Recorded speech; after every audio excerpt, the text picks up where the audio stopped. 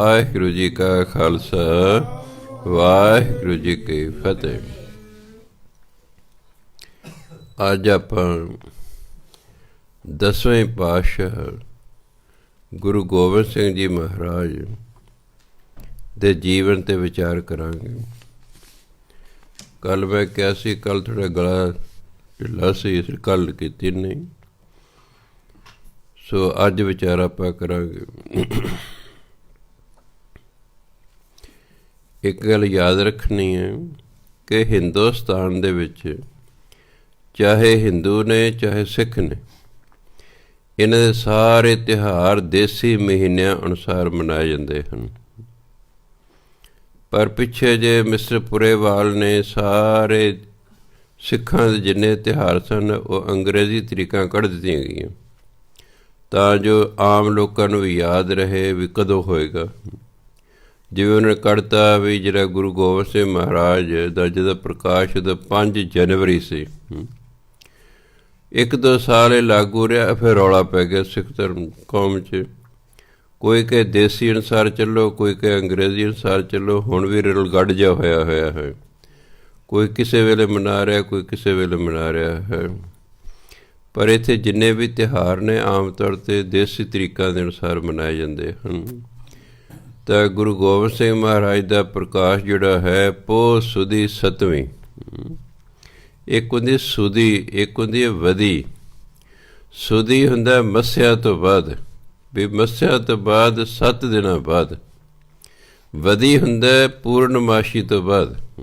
ਇਹ ਖਿਆਲ ਰੱਖਣਾ, ਮੱਸਿਆ ਤੋਂ ਬਾਅਦ ਜਿਹੜੇ ਪਹਿਲੀ ਤਰੀਕ ਹੁੰਦੀ ਹੈ ਉਹ ਸੁਦੀ ਹੁੰਦੀ ਹੈ।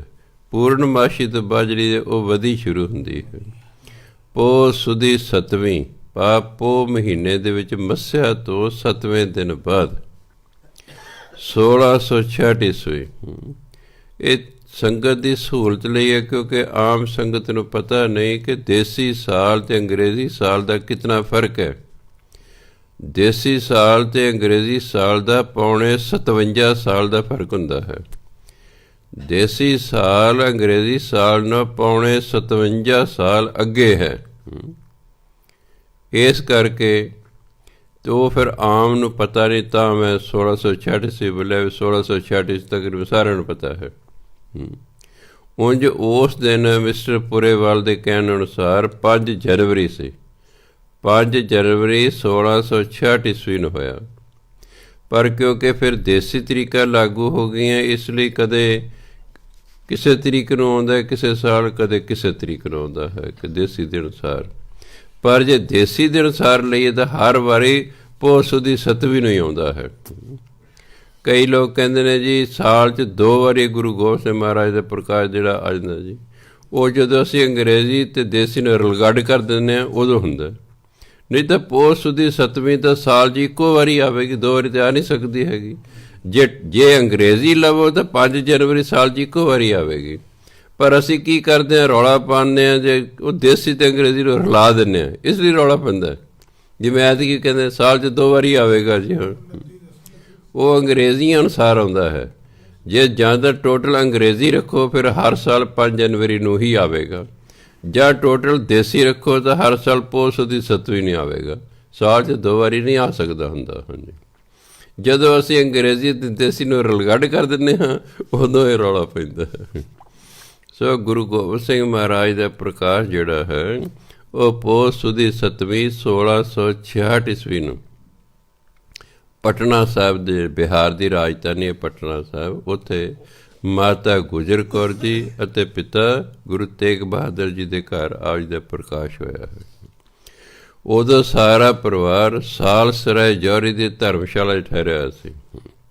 ਗੁਰੂ ਨਾਨਕ ਦੇਵ ਜੀ ਵੇਲੇ ਸਾਲਸਰਾਏ ਜੌਹਰੀ ਸੀ, ਉਹ ਗੁਰੂ ਵਾਰ ਦਾ ਸ਼ਰਧਾਲੂ ਹੋ ਗਿਆ। ਉਹ ਇੰਨਾ ਸ਼ਰਧਾਲੂ ਹੋ ਗਿਆ ਕਿ ਉਹਨੇ ਆਪਣਾ ਸਾਰੀ ਕੋਠੀ ਜਿਹੜੀ ਹੈ, ਅੱਧੀ ਜਿਹੜੀ ਹੈ, ਬਹੁਤ ਅਮੀਰ ਸੀ, ਪਟਨੇ ਦਾ ਸਭ ਤੋਂ ਅਮੀਰ ਬੰਦਾ ਉਹ ਸੀ ਸਾਲਸਰਾਏ। ਉਹਨੇ ਆਪਣਾ ਅੱਧਾ ਘਰ ਜਿਹੜਾ ਹੈ ਉਹ ਗੁਰੂ ਮਹਾਰਾਜ ਦੇ ਲਈ ਧਰਮਸ਼ਾਲਾ ਦੇ ਰੂਪ 'ਚ ਬਣਾ ਤਾ, ਜਿੱਥੇ ਅੱਜ ਕੱਲ੍ਹ ਗੁਰਦੁਆਰਾ ਸਾਹਿਬ ਬਣਿਆ ਹੋਇਆ ਹੈ ਪਟਨੇ ਦਾ। ਸੋ ਉੱਥੇ ਧਰਮ ਸਾਲਸਰਾਏ ਜੌਹਰੀ ਦੀ ਧਰਮਸ਼ਾਲਾ ਦੇ ਵਿੱਚ ਸਾਰਾ ਪਰਿਵਾਰ ਜਿਹੜਾ ਗੁਰੂ ਤੇਗ ਬਹਾਦਰ ਮਹਾਰਾਜ ਅਸਾਮ ਵੱਲ ਗਏ ਹੋਏ ਸਨ, ਬਾਕੀ ਪਰਿਵਾਰ ਇੱਥੇ ਸੀ। ਇੱਥੇ ਫਿਰ ਜਿਹੜਾ ਆਪ ਜੀ ਦਾ ਪ੍ਰਕਾਸ਼ ਹੋਇਆ ਅਤੇ ਆਪ ਗੁਰੂ ਤੇਗ ਬਹਾਦਰ ਮਹਾਰਾਜ ਨੂੰ ਸੁਨੇਹਾ ਭੇਜਿਆ ਕਿ ਤੁਹਾਡੇ ਘਰ ਸਾਹਿਬਜ਼ਾਦੇ ਹੋਏ ਨੇ। ਉਹਨਾਂ ਨੇ ਕਿਹਾ ਇਹਨਾਂ ਦਾ ਨਾਮ ਰੱਖੋ ਗੋਬਿੰਦ ਰਾਏ। ਸੋ ਗੁਰੂ ਗੋਬਿੰਦ ਸਿੰਘ ਦਾ ਬਚਪਨ ਦਾ ਨਾਮ ਸੀ ਗੋਬਿੰਦ ਰਾਏ, ਪਰ ਆਪਾਂ ਆਪਣੇ ਸੌਖ ਲਈ ਗੁਰੂ ਗੋਬਿੰਦ ਸਿੰਘ ਸ਼ਬਦ ਵਰਤਿਆ ਕਰਾਂਗੇ।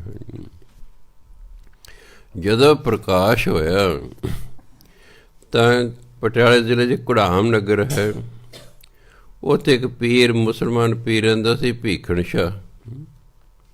ਉਹ ਸਿਮਰਨ ਦੇ ਵਿੱਚ ਬੈਠਾ ਸੀ। ਸਵੇਰੇ ਕੀ ਦੇਖਦਾ ਹੈ ਕਿ ਪੂਰਬ ਵਾਲੇ ਪਾਸੇ ਬਹੁਤ ਪ੍ਰਕਾਸ਼ ਹੋਇਆ ਹੈ।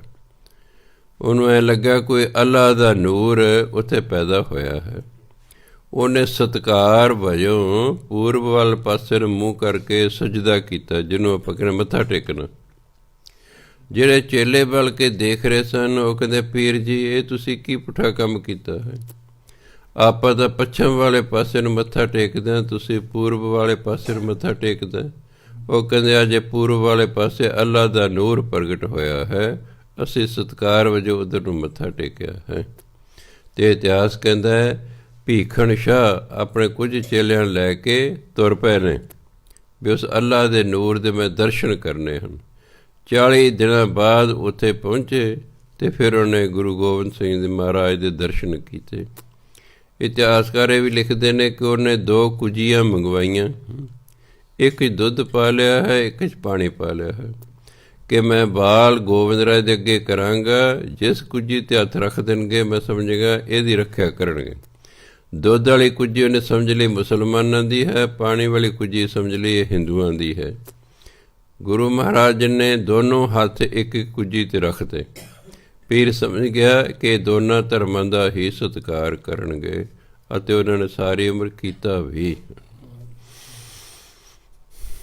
ਜਦੋਂ ਆਮ ਲੋਕਾਂ ਨੂੰ ਪਤਾ ਲੱਗਾ ਵੀ ਮੁਸਲਮਾਨ ਫਕੀਰ ਐਡੀ ਦੂਰੋਂ ਆਇਆ ਹੈ, ਵੀ ਇਹਦਾ ਮਤਲਬ ਜਿਹੜਾ ਬੱਚਾ ਪੈਦਾ ਹੋਇਆ ਤਾਂ ਬਹੁਤ ਸ਼ਕਤੀਆਂ ਵਾਲਾ ਕੋਈ ਹੋਵੇਗਾ।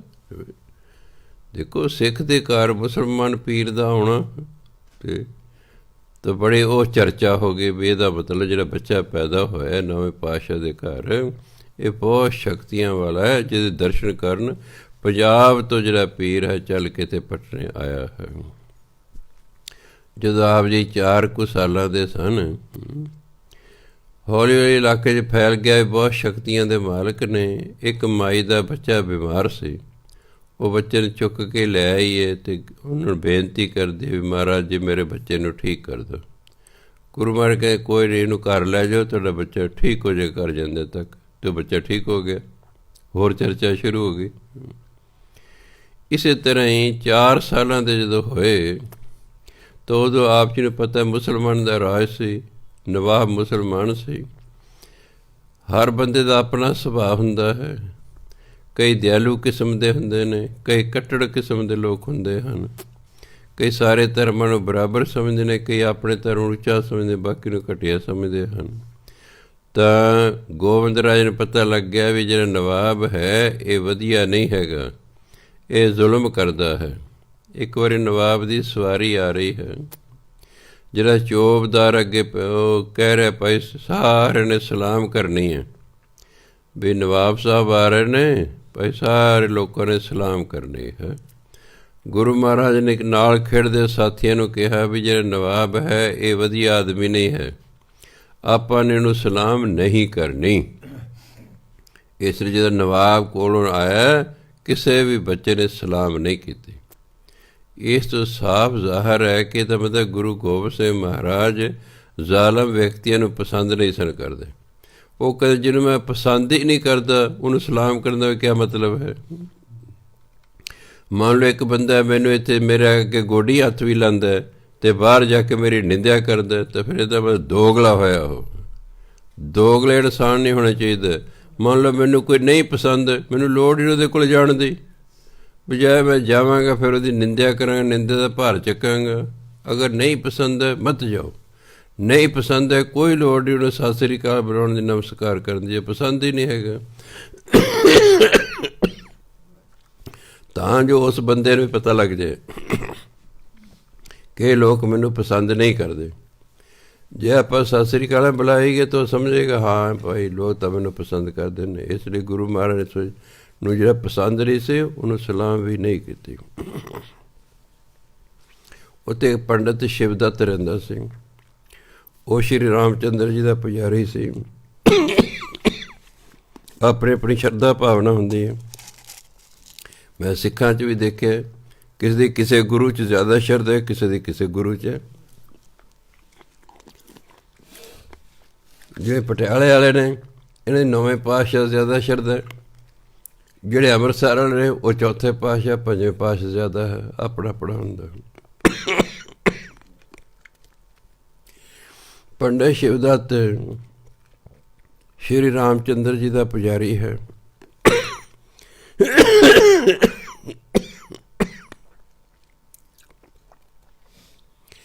ਉਹਨੂੰ ਪਤਾ ਲੱਗਾ ਵੀ ਗੋਬਿੰਦ ਰਾਏ ਦਾ ਬੜਾ ਨਾਮ ਹੋ ਗਿਆ ਹੈ, ਵੀ ਇਹ ਪਹੁੰਚੇ ਹੋਏ ਨੇ, ਹਿਰਦਿਆਂ ਸਿੱਧੀਆਂ ਦੇ ਮਾਲਕ ਨੇ।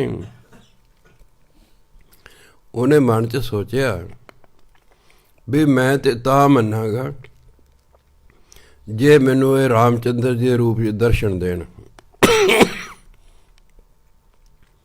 ਅੰਦਰ ਖਾਤੇ ਗੁਰੂ ਮਹਾਰਾਜ ਨੂੰ ਪਤਾ ਲੱਗ ਗਿਆ। ਗੁਰੂ ਮਹਾਰਾਜ ਗੰਗਾ ਨਦੀ ਦੇ ਕੰਢੇ ਚਲੇ ਗਏ, ਜਿੱਥੇ ਬੈਠ ਕੇ ਸ਼ਿਵਦੱਤ ਭਜਨ ਬੰਦਗੀ ਕਰਦਾ ਸੀ। ਪੰਡਿਤ ਜੀ ਦੀਆਂ ਅੱਖਾਂ ਬੰਦ ਨੇ। ਗੁਰੂ ਮਹਾਰਾਜ ਸਾਹਮਣੇ ਜਾ ਖਲੋਤੇ। ਜੇ ਬੱਚੇ ਕਹਿੰਦੇ ਨੇ, ਕਹਿੰਦੇ ਪੰਡਿਤ ਜੀ ਝਾੜ। ਪੰਡਿਤ ਜੀ ਨੇ ਅੱਖਾਂ ਖੋਲੀਆਂ। ਕੀ ਦੇਖਦਾ ਸਾਹਮਣੇ ਸ਼੍ਰੀ ਰਾਮ ਚੰਦਰ ਜੀ ਖੜੇ ਨੇ। ਉਹਨੇ ਸਤਿਕਾਰ ਵਜੋਂ ਮੱਥਾ ਟੇਕਿਆ। ਜਦੋਂ ਸਿਰ ਉੱਪਰ ਚੱਕਿਆ ਕੀ ਦੇਖਦਾ ਗੋਬਿੰਦ ਰਾਏ ਜੀ ਖੜੇ ਨੇ। ਫਿਰ ਮੱਥਾ ਟੇਕਿਆ, ਸਿਰ ਉੱਪਰ ਚੁੱਕਿਆ, ਦੇਖਦਾ ਸ਼੍ਰੀ ਰਾਮ ਚੰਦਰ ਜੀ ਖੜੇ ਨੇ। ਫਿਰ ਮੱਥਾ ਟੇਕਿਆ, ਕੀ ਦੇਖਦਾ ਗੋਬਿੰਦ ਰਾਏ ਖੜੇ ਨੇ। ਬਸ ਫਿਰ ਉਹ ਫਿਰ ਗੁਰੂ ਮਹਾਰਾਜ ਦਾ ਪੱਕਾ ਸ਼ਰਧਾਲੂ ਹੋ ਗਿਆ ਅਤੇ ਸਾਰੀ ਉਮਰ ਜਿਹੜਾ ਸ਼ਰਧਾਲੂ ਰਿਹਾ। ਉੱਥੇ ਜਿਹੜੇ ਗੁਆਂਢ ਦੇ ਵਿੱਚ ਹੀ ਰਾਜਾ ਫਤਿਹ ਚੰਦ ਮੈਣੀ ਰਹਿੰਦਾ ਸੀ। ਉਹਨਾਂ ਦੇ ਘਰ ਕੋਈ ਔਲਾਦ ਨਹੀਂ ਸੀ। ਗੁਰੂ ਮਹਾਰਾਜ ਇੱਕ ਵਾਰੀ ਸਾਥੀਆਂ ਨੂੰ ਲੈ ਕੇ ਨਾ ਔਰ ਰਾਜਾ ਮੈਣੀ ਦੇ ਘਰ ਚਲੇ ਗਏ, ਰਾਣੀ ਦੇ ਘਰ। ਰਾਣੀ ਨੇ ਬੜਾ ਪਿਆਰ ਕੀਤਾ, ਪੂਰੀਆਂ ਬਣਾਈਆਂ ਨੇ, ਛੋਲੇ ਬਣਾਏ ਨੇ, ਬੱਚਿਆਂ ਨੂੰ ਖਵਾਏ ਨੇ। ਗੁਰੂ ਮਹਾਰਾਜ ਕਹਿੰਦੇ ਮਾਤਾ ਜੀ ਅਸੀਂ ਰੋਜ਼ ਆਇਆ ਕਰਾਂਗੇ।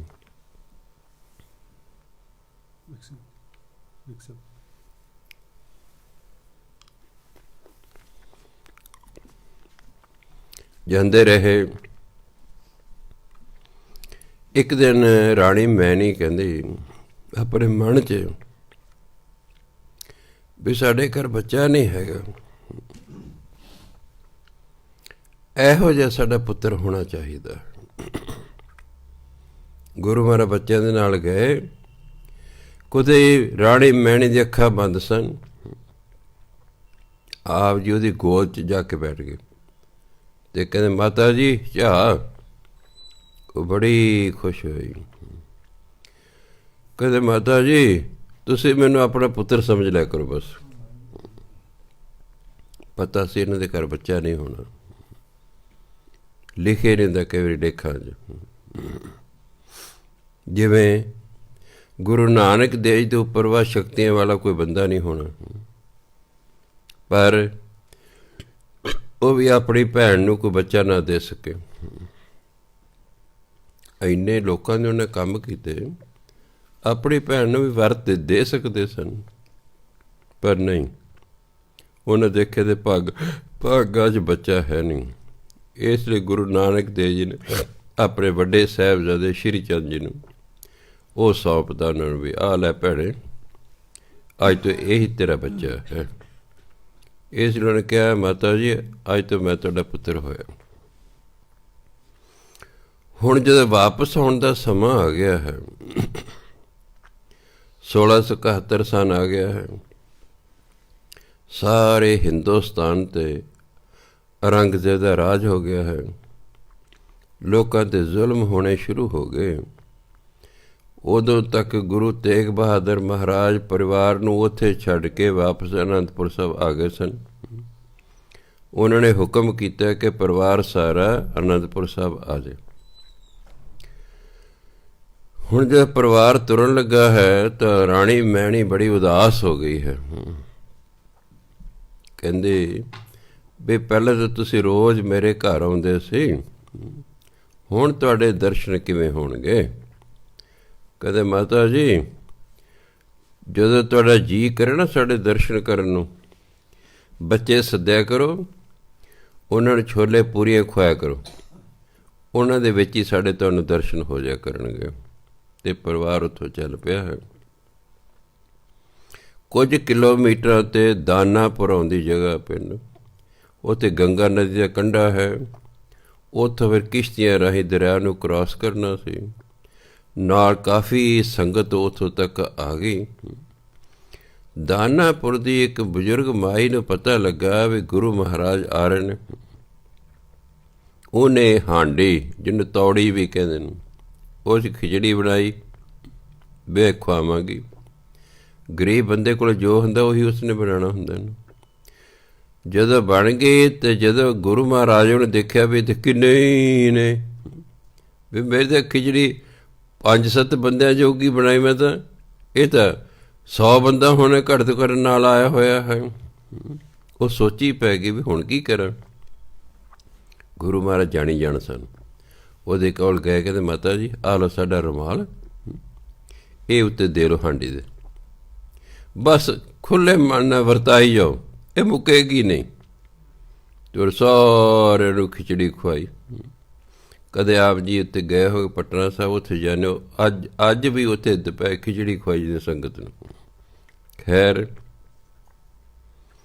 ਚਲੋ, ਜਦੋਂ ਫਿਰ ਵਿਛੜਨ ਦਾ ਵੈਰਾਗ ਆਉਂਦਾ ਹੀ ਹੈ, ਉਹ ਬਜ਼ੁਰਗ ਮਾਤਾ ਕਹਿੰਦੀ ਵੀ ਫਿਰ ਕਦੋਂ ਦਰਸ਼ਨ ਹੋਣਗੇ?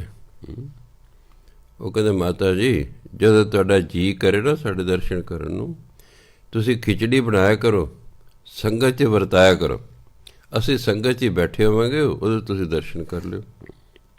ਸੋ ਸਾਰਾ ਪਰਿਵਾਰ ਦਾਨਾਪੁਰ ਤੋਂ ਚੱਲ ਪਿਆ ਹੈ। ਗੁਰੂ ਮਹਾਰਾਜ ਦਾ ਹੁਕਮ ਆ ਗਿਆ ਹੈ ਕਿ ਸਾਰਾ ਪਰਿਵਾਰ ਲਖਨੌਰ ਠਹਿਰ, ਜਿੰਨਾ ਚਿਰ ਅਸੀਂ ਅਗਲਾ ਹੁਕਮ ਨਹੀਂ ਭੇਜਦੇ।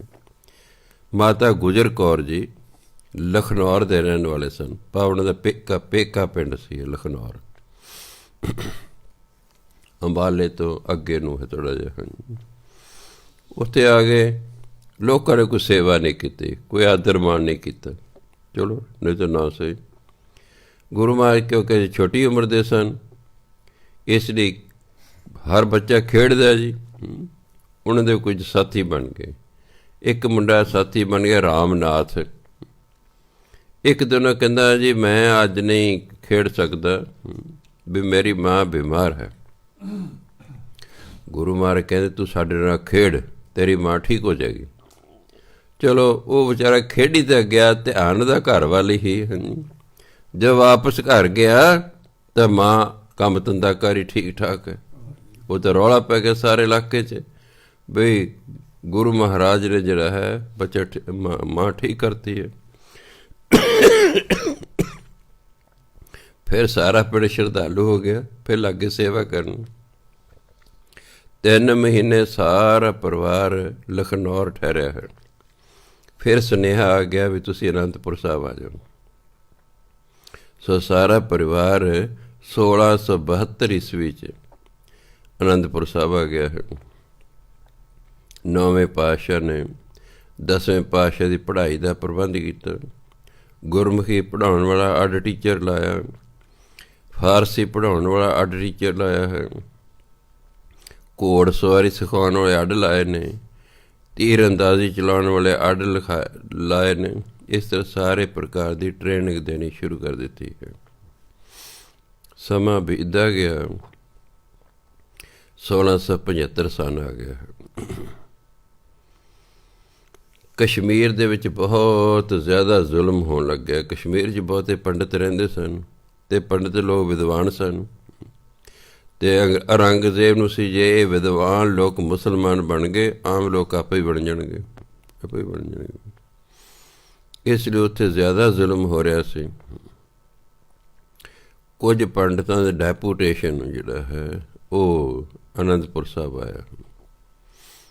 ਗੁਰੂ ਮਹਾਰਾਜ ਕੇ ਦੁੱਖ ਦੱਸਿਆ, ਕਹਿੰਦੇ ਜੀ ਗੱਲ ਇਹ ਹੈ ਵੀ ਸਾਡੇ 'ਤੇ ਇਸ ਪ੍ਰਕਾਰ ਦੇ ਜ਼ੁਲਮ ਹੋ ਰਹੇ ਨੇ, ਸਾਡੇ ਮੰਦਰ ਢਾਏ ਜਾ ਰਹੇ ਹਨ, ਸਾਨੂੰ ਤਿਲਕ ਨਹੀਂ ਲਾਉਣ ਦਿੱਤਾ ਜਾਂਦਾ, ਸਾਡੇ ਜਨੇਊ ਲਾਹੇ ਜਾ ਰਹੇ ਹਨ, ਧੀਆਂ ਭੈਣਾਂ ਦੀ ਬੇਪਤੀ ਹੋ ਰਹੀ ਹੈ, ਅਸੀਂ ਬਹੁਤ, ਅਤੇ ਜਿਹੜਾ ਮੁਸਲਮਾਨ ਨਹੀਂ ਬਣਦਾ ਉਹਨੂੰ ਤੰਗ ਕੀਤਾ ਜਾਂਦਾ ਜਾਂ ਕਤਲ ਕਰ ਦਿੱਤਾ ਜਾਂਦਾ ਹੈ, ਅਸੀਂ ਬਹੁਤ ਦੁਖੀ ਹਾਂ। ਅਸੀਂ ਅਮਰਨਾਥ ਗੁਫਾ 'ਚ ਸ਼ਿਵ ਜੀ ਮਹਾਰਾਜ ਅੱਗੇ ਬੇਨਤੀ ਕੀਤੀ ਵੀ ਤੁਸੀਂ ਸਾਡੀ ਰੱਖਿਆ ਕਰੋ, ਅਤੇ ਉੱਥੇ ਆਕਾਸ਼ਬਾਣੀ ਹੋਈ ਕਿ ਤੁਸੀਂ ਅਨੰਦਪੁਰ ਸਾਹਿਬ ਜਾਓ, ਉੱਥੇ ਗੁਰੂ ਤੇਗ ਬਹਾਦਰ ਹਨ, ਉਹ ਤੁਹਾਡੀ ਰੱਖਿਆ ਕਰਨਗੇ, ਇਸ ਲਈ ਅਸੀਂ ਤੁਹਾਡੀ ਸ਼ਰਨ 'ਚ ਆਏ ਹਾਂ। ਜਦੋਂ ਕੋਈ ਦੁੱਖ ਸੁਣਾਉਂਦਾ ਮੈਂ ਦੇਖਿਆ ਨਾ ਰੋਂਦਾ ਵੀ, ਉਹ ਕਈ ਵਾਰ ਬੰਦਾ ਬੜਾ ਦੁਖੀ ਹੁੰਦਾ, ਆਪਣਾ ਦੁੱਖ ਸੁਣਾਉਂਦਾ ਰੋਂਦਾ ਨਾਲ। ਉਹ ਦੁੱਖ ਵੀ ਸੁਣਾ ਰਹੇ ਨੇ ਅਤੇ ਰੋ ਵੀ ਰਹੇ ਨੇ, ਅਤੇ ਗੁਰੂ ਤੇਗ ਬਹਾਦਰ ਮਹਾਰਾਜ ਗੰਭੀਰ ਹੋ ਗਏ ਨੇ। ਇਹਨੇ ਚਿਰ ਨੂੰ ਜਿਹੜਾ ਹੈ ਗੋਬਿੰਦ ਰਾਏ ਜੀ ਜਿਹੜੇ 9 ਸਾਲ ਦੇ ਸਨ ਉਹ ਆ ਗਏ, ਦੇਖਦੇ ਨੇ ਵੀ ਲੋਕ ਰੋ ਰਹੇ ਨੇ। ਪਿਤਾ ਜੀ ਬੜੇ ਗਮਗੀਨ ਨੇ, ਕਹਿੰਦੇ ਪਿਤਾ ਜੀ ਕੀ ਗੱਲ ਹੈ? ਉਹਨੂੰ ਸਾਰੀ ਗੱਲ ਦੱਸੀ ਵੀ ਆਹ ਗੱਲ ਹੈ ਕਾਕਾ। ਗੋਬਿੰਦ ਰਾਏ ਜੀ ਕਹਿੰਦੇ ਵੀ ਪਿਤਾ ਜੀ ਵੀ ਇਹਦਾ ਕੀ ਹੱਲ ਹੈ? ਕਹਿੰਦੇ ਇਹਦਾ ਹੱਲ ਇੱਕੋ ਇੱਕ ਮਹਾਨ ਆਤਮਾ ਸ਼ਹੀਦੀ ਦੇਵੇ, ਬਲੀਦਾਨ ਦੇਵੇ, ਤਾਂ ਇਸ ਜ਼ੁਲਮ ਨੂੰ ਠੱਲ ਪੈ ਸਕਦੀ ਹੈ। ਅਤੇ ਗੋਬਿੰਦ ਰਾਏ ਜੀ ਕਹਿੰਦੇ ਪਿਤਾ ਜੀ ਤੁਹਾਡੇ ਤੋਂ ਹੋਰ ਮਹਾਨ ਆਤਮਾ ਕਿਹੜੀ ਹੈ? ਤੁਸੀਂ ਹੀ ਜਾ ਕੇ ਸ਼ਹੀਦੀ ਦਿਓ। ਧਿਆਨ ਦੇਣਾ, 9 ਸਾਲ ਦਾ ਬੱਚਾ ਐਂ ਕਹਿ ਰਿਹਾ। ਗੁਰੂ ਤੇਗ ਬਹਾਦਰ ਮਹਾਰਾਜ ਨੇ ਸੋਚਿਆ ਕਿ ਮੇਰਾ ਬੱਚਾ ਜਿਹੜਾ ਹੈ ਇਹ ਮਗਰੋਂ ਜ਼ਿੰਮੇਵਾਰੀ ਸੰਭਾਲਣ ਦੇ ਯੋਗ ਹੈ, ਇਹ ਮਗਰੋਂ ਗੱਦੀ ਸਾਂਭ ਲਏਗਾ। ਗੁਰੂ ਮਹਾਰਾਜ ਨੇ ਪੰਡਤਾਂ ਨੂੰ ਕਹਿਤਾ ਤੁਸੀਂ ਜਾ ਕੇ ਸੂਬੇਦਾਰ ਨੂੰ ਕਹਿ ਦਿਓ ਵੀ ਸਾਡਾ ਗੁਰੂ ਹੈਗਾ ਗੁਰੂ ਤੇਗ ਬਹਾਦਰ, ਜੇ ਉਹ ਮੁਸਲਮਾਨ ਹੋ ਜੇ ਅਸੀਂ ਸਾਰੇ ਆਪਣੇ ਆਪ ਹੀ ਮੁਸਲਮਾਨ ਹੋ ਜਾਵਾਂਗੇ। ਅਤੇ ਉੱਥੋਂ ਦੇ ਸੂਬੇਦਾਰ ਨੇ, ਕਸ਼ਮੀਰ ਦੇ ਸੂਬੇਦਾਰ ਨੇ ਦਿੱਲੀ ਚਿੱਠੀ ਪਾਤੀ ਹੈ। ਦਿੱਲੀੋਂ ਸੁਨੇਹਾ ਆ ਗਿਆ ਗੁਰੂ ਤੇਗ ਬਹਾਦਰ ਮਹਾਰਾਜ ਕਿ ਤੁਸੀਂ ਦਿੱਲੀ ਆਓ। ਅਤੇ ਫਿਰ ਅੱਗੇ ਆਪ ਜੀ ਨੂੰ ਪਤਾ ਹੈ ਕਿ ਗੁਰੂ ਤੇਗ ਬਹਾਦਰ ਮਹਾਰਾਜ ਉੱਤੇ ਸ਼ਹੀਦ ਕਰ ਦਿੱਤੇ ਗਏ। ਜਿਵੇਂ ਪੰਚਮ ਪਾਤਸ਼ਾਹ ਦੀ ਸ਼ਹੀਦੀ ਤੋਂ ਬਾਅਦ 6ਵੇਂ ਪਾਤਸ਼ਾਹ ਨੂੰ ਫੌਜ ਵੀ ਰੱਖਣੀ ਪਈ, ਹਥਿਆਰ ਵੀ ਤਿਆਰ ਕਰਨੇ ਪਏ, ਹਥਿਆਰ ਵੀ ਚਲਾਉਣੇ ਪਏ। ਇਸ ਤਰ੍ਹਾਂ 10ਵੇਂ ਪਾਤਸ਼ਾਹ ਨੇ ਸੋਚਿਆ ਕਿ ਜਿਹੜੇ ਜ਼ਾਲਮ ਲੋਕ ਨੇ ਇਹ ਇਸ ਤਰ੍ਹਾਂ ਨਹੀਂ ਠੀਕ ਹੋਣਗੇ ਜਿੰਨਾ ਚਿਰ ਇਹਨਾਂ ਨਾਲ 2 ਹੱਥ ਨਾ ਕੀਤੇ ਜਾਣ। ਇਸ ਲਈ 10ਵੇਂ ਪਾਤਸ਼ਾਹ ਨੇ ਗੱਦੀ 'ਤੇ ਬੈਠਦਿਆਂ ਹੀ, ਗੁਰਗੱਦੀ 'ਤੇ ਬੈਠਦੇ ਐਲਾਨ ਕਰਤਾ ਜਿੰਨੇ ਮਸੰਦ ਸਨ ਕਿ ਭਾਈ ਅੱਗੇ ਤੋਂ ਕੀਮਤੀ ਪੁਸ਼ਾਕਾਂ ਦੀ ਲੋੜ ਨਹੀਂ, ਅੱਗੇ ਤੋਂ ਤੁਸੀਂ ਵਧੀਆ ਘੋੜੇ ਅਤੇ ਹਥਿਆਰ ਲੈ ਕੇ ਗੁਰੂ ਘਰ ਆਇਆ ਕਰਨਾ ਹੈ। ਨੌਜਵਾਨਾਂ ਨੂੰ ਕਹਿਤਾ ਕਿ ਤੁਸੀਂ ਅਸੀਂ ਫੌਜ ਤਿਆਰ ਕਰ ਲਾਂਗੇ, ਤੁਸੀਂ ਸਾਡੀ ਫੌਜ ਭਰਤੀ ਹੋਵੋ। ਇਸ ਤਰ੍ਹਾਂ ਨੌਜਵਾਨ ਭਰਤੀ ਹੋਣ ਲੱਗ ਪਏ ਨੇ। ਅਨੰਦਪੁਰ ਸਾਹਿਬ ਦੇ ਵਿੱਚ ਕਿਲ੍ਹੇ ਬਣਨੇ ਸ਼ੁਰੂ ਹੋ ਗਏ ਹਨ, ਹਥਿਆਰ ਬਣਾਉਣ ਦੀਆਂ ਫੈਕਟਰੀਆਂ ਲੱਗ ਗਈਆਂ ਹਨ, ਨਿਸ਼ਾਨ ਸਾਹਿਬ ਤਿਆਰ ਹੋ ਗਏ ਨੇ, ਨਗਾਰੇ ਤਿਆਰ ਹੋ ਗਏ ਹਨ, ਸਾਰਾ ਫੌਜੀ ਸਮਾਨ ਤਿਆਰ ਹੋ ਰਿਹਾ, ਲੋਕਾਂ ਨੂੰ ਫੌਜੀ ਟ੍ਰੇਨਿੰਗ ਦਿੱਤੀ ਜਾ ਰਹੀ ਹੈ। ਇਸ ਤਰ੍ਹਾਂ ਕਰਦਿਆਂ ਨਾਹਨ ਦਾ ਰਾਜਾ ਸੀ ਮੇਦਨੀ ਪ੍ਰਕਾਸ਼, ਉਹ ਗੁਰੂ ਮਹਾਰਾਜ ਦਾ ਸ਼ਰਧਾਲੂ ਸੀ। ਉਹਨੇ ਗੁਰੂ ਮਹਾਰਾਜ ਬੇਨਤੀ ਕੀਤੀ ਤੁਸੀਂ ਮੇਰੇ ਇਲਾਕੇ 'ਚ ਆਓ। ਗੁਰੂ ਮਹਾਰਾਜ ਦੀ ਬੇਨਤੀ ਮੰਨ ਕੇ ਪਾਉਂਟਾ ਸਾਹਿਬ, ਜਿੱਥੇ ਅੱਜ ਕੱਲ੍ਹ ਪਾਉਂਟਾ ਸਾਹਿਬ ਹੈ, ਇੱਥੇ ਚਲੇ ਗਏ। ਰਾਜਾ ਮੇਦਨੀ ਪ੍ਰਕਾਸ਼ ਨੇ ਬੜਾ ਸਤਿਕਾਰ ਆਦਰ ਮਾਣ ਕੀਤਾ ਹੈ। ਆਪ ਜੀ ਇੱਥੇ ਰਹਿਣ ਲੱਗ ਪਏ। ਇੱਥੇ ਵੀ ਆਪ ਜੀ ਕੋਲ ਫੌਜ ਹੈ, ਪਹਾੜੀ ਰਾਜਾ ਨੇ ਸੋਚਿਆ ਕਿ ਤੂੰ ਸਾਡੇ ਤੇ ਰਾਜ ਹੀ ਨਾ ਖੋਹ ਲੈਣ, ਕਿਉਂ ਨਾ ਆਪਾਂ ਰਲ ਕੇ ਇਹਨਾਂ 'ਤੇ ਹਮਲਾ ਕਰ ਦਈਏ। ਗੁਰੂ ਮਹਾਰਾਜ ਦੀ ਸੂਹ ਮਿਲ ਗਈ ਵੀ ਤੁਹਾਡੇ 'ਤੇ ਹਮਲਾ ਕਰਨਗੇ। ਗੁਰੂ ਮਹਾਰਾਜ ਆਪਣੇ ਸਿੱਖਾਂ ਨੂੰ ਲੈ ਕੇ ਨਾਲ ਪੀਰ ਬੁੱਧੂ ਸ਼ਾਹ ਜਿਹੜਾ ਸੀ, ਜਿਹੜਾ ਗੁਰੂ ਮਹਾਰਾਜ ਦਾ ਸ਼ਰਧਾਲੂ ਸੀ, ਉਹ ਵੀ ਆਪਣੇ ਜਿਹੜੇ ਚੇਲੇ ਲੈ ਕੇ ਆ ਗਿਆ ਹੈ। ਪੌਂਟਾ ਸਾਹਿਬ ਤੋਂ ਥੋੜ੍ਹੀ ਦੂਰੀ 'ਤੇ ਭੰਗਾਣੀ ਦਾ ਯੁੱਧ ਹੋਇਆ। ਇੱਕ ਪਾਸੇ ਬਾਈਆਂ 'ਚ 15 ਰਾਜੇ ਨੇ, ਇੱਕ ਪਾਸੇ ਗੁਰੂ ਮਹਾਰਾਜ ਦੀ ਫੌਜ ਹੈ। ਉਹ ਰਾਜੇ ਲੜਾਈ 'ਚ ਹਾਰ ਗਏ, ਗੁਰੂ ਮਹਾਰਾਜ ਜਿੱਤ ਗਏ। ਜੇ ਗੁਰੂ ਮਹਾਰਾਜ ਚਾਹੁੰਦੇ ਤਾਂ ਉੱਥੇ ਰਾਜ ਕਰ ਸਕਦੇ ਸਨ ਆਪ, ਪਰ ਨਹੀਂ, ਉਹਨਾਂ ਦਾ ਇਰਾਦਾ ਕੋਈ ਰਾਜ ਕਰਨ ਦਾ ਨਹੀਂ ਸੀ। ਉਹ ਤਾਂ ਜ਼ੁਲਮ ਦੇ ਵਿਰੁੱਧ ਸਨ ਕਿ ਜ਼ੁਲਮ ਨਹੀਂ ਪਬਲਿਕ 'ਤੇ ਹੋਣਾ ਚਾਹੀਦਾ। ਜਿਹੜਾ ਜ਼ੁਲਮ ਕਰਦਾ ਫਿਰ ਉਹਦੇ ਨਾਲ ਲੜਾਈਆਂ ਵੀ ਕਰਦੇ ਸਨ। ਆਪ ਜੀ ਉੱਥੇ ਠਹਿਰੇ ਹੋਏ ਨੇ। ਰਾਮ ਰਾਏ ਜਿਹੜੇ ਦੇਹਰਾਦੂਨ ਰਿਹਾ ਕਰਦੇ ਸਨ, ਉਹ ਆਏ ਨੇ। ਚਲੋ, ਕਿਉਂਕਿ ਪਹਿਲਾਂ ਤਾਂ ਇਹਨਾਂ ਰਾਮ ਰਾਈ ਇਹਨਾਂ ਵਰਤਣਾ ਬੰਦ ਕੀਤਾ ਹੋਇਆ ਸੀ ਗੁਰੂ ਮਹਾਰਾਜ ਨੇ, ਵੀ ਇਹਨਾਂ ਲੋਕਾਂ ਨਾਲ ਹੀ ਵਰਤਣਾ ਹੈਗਾ, ਇਹ ਗੁਰੂ ਘਰ ਤੋਂ ਛੇਕੇ ਹੋਏ ਲੋਕ ਹਨ। ਚਲੋ, ਆਪਸੀ ਸਮਝੌਤਾ ਹੋ ਗਿਆ, ਉਹਨਾਂ ਨੇ ਮਾਫੀ ਮੰਗੀ ਰਾਮ ਰਾਏ ਨੇ, ਮੇਰੇ ਤੋਂ ਗਲਤੀ ਹੋ ਗਈ, ਅੱਗੇ ਤੋਂ ਮੈਂ ਨਹੀਂ ਕਰਦਾ ਹੈਗਾ, ਵੀ ਮੈਂ ਆਪਣੇ ਪਿਤਾ ਦਾ ਹੁਕਮ ਨਹੀਂ ਮੰਨਿਆ ਹੈਗਾ। ਫਿਰ ਕੁਝ ਸਮੇਂ ਬਾਅਦ ਰਾਮ ਰਾਏ ਜੀ ਸਰੀਰ ਤਿਆਗ ਕੇ ਉਹਨਾਂ ਦੀ ਘਰ ਵਾਲੀ ਬੀਬੀ ਪੰਜਾਬ ਕੌਰ, ਉਹ ਗੁਰੂ ਮਹਾਰਾਜ ਕੋਲ ਆਈ ਹੈ ਕਿ ਜਿਹੜੇ ਮਸੰਦ ਨੇ ਨਾ ਜੀ, ਬੜੇ ਵਿਗੜ ਗਏ ਨੇ, ਇਹਨਾਂ ਨੇ ਜਿਉਂਦੇ ਜੀ ਹੀ ਰਾਮ ਰਾਏ ਨੂੰ ਅੱਗ ਸੜ ਦਿੱਤਾ ਹੈ, ਅਤੇ ਕੁਛ ਕਰੋ। ਕਹਿੰਦੇ ਕੋਈ ਗੱਲ ਨਹੀਂ, ਅਸੀਂ ਉੱਥੇ ਆ ਰਹੇ ਹਾਂ। ਗੁਰੂ ਮਹਾਰਾਜ 50 ਸਿੰਘਾਂ ਨੂੰ ਨਾਲ ਲੈ ਕੇ ਚਲੇ ਗਏ ਦੇਹਰਾਦੂਨ। ਬੀਬੀ ਪੰਜਾਬ ਕੌਰ ਨੂੰ ਕਿਹਾ ਵੀ ਐਂ ਕਰ, ਇੱਥੇ ਪਰਦਾ ਕਰ ਲੈ, ਤੂੰ ਪਰਦੇ ਦੇ ਪਿੱਛੇ ਖਲੋ ਜੀ ਸਾਡੇ ਕੋਲ। ਅਸੀਂ ਕਹਾਂਗੇ ਭਾਈ ਅਸੀਂ ਨਾ ਜਿਨ੍ਹਾਂ ਨੇ ਬੜੀ ਸੇਵਾ ਕੀਤੀ ਰਾਮ ਰਾਏ ਜੀ ਦੀ ਹੈਂ ਜੀ, ਅਤੇ ਅਸੀਂ ਉਹਨਾਂ ਨੂੰ ਸਰੋਪੇ ਦੇਣੇ ਨੇ, ਲਾਈਨ ਬਣਾ ਲਓ ਸਾਰੇ ਜਿਹਨੇ ਮਸੰਦ ਨੇ। ਉਹਨੇ ਕਿਹਾ ਹਾਂ ਸਾਨੂੰ ਸਰੋਪੇ ਮਿਲਣਗੇ ਜੀ। ਉਹਨੂੰ ਕਹਿਤਾ ਵੀ ਜਿਹੜੇ ਇਹਨਾਂ 'ਚ ਵਿਗੜਿਆ ਹੋਇਆ ਨਾ, ਜਿਹਨੇ ਸਾੜਿਆ ਸੀ, ਉਹਨਾਂ ਨੂੰ ਇਸ਼ਾਰਾ ਕਰਦੇ ਵੀ ਆਹ ਹੈ।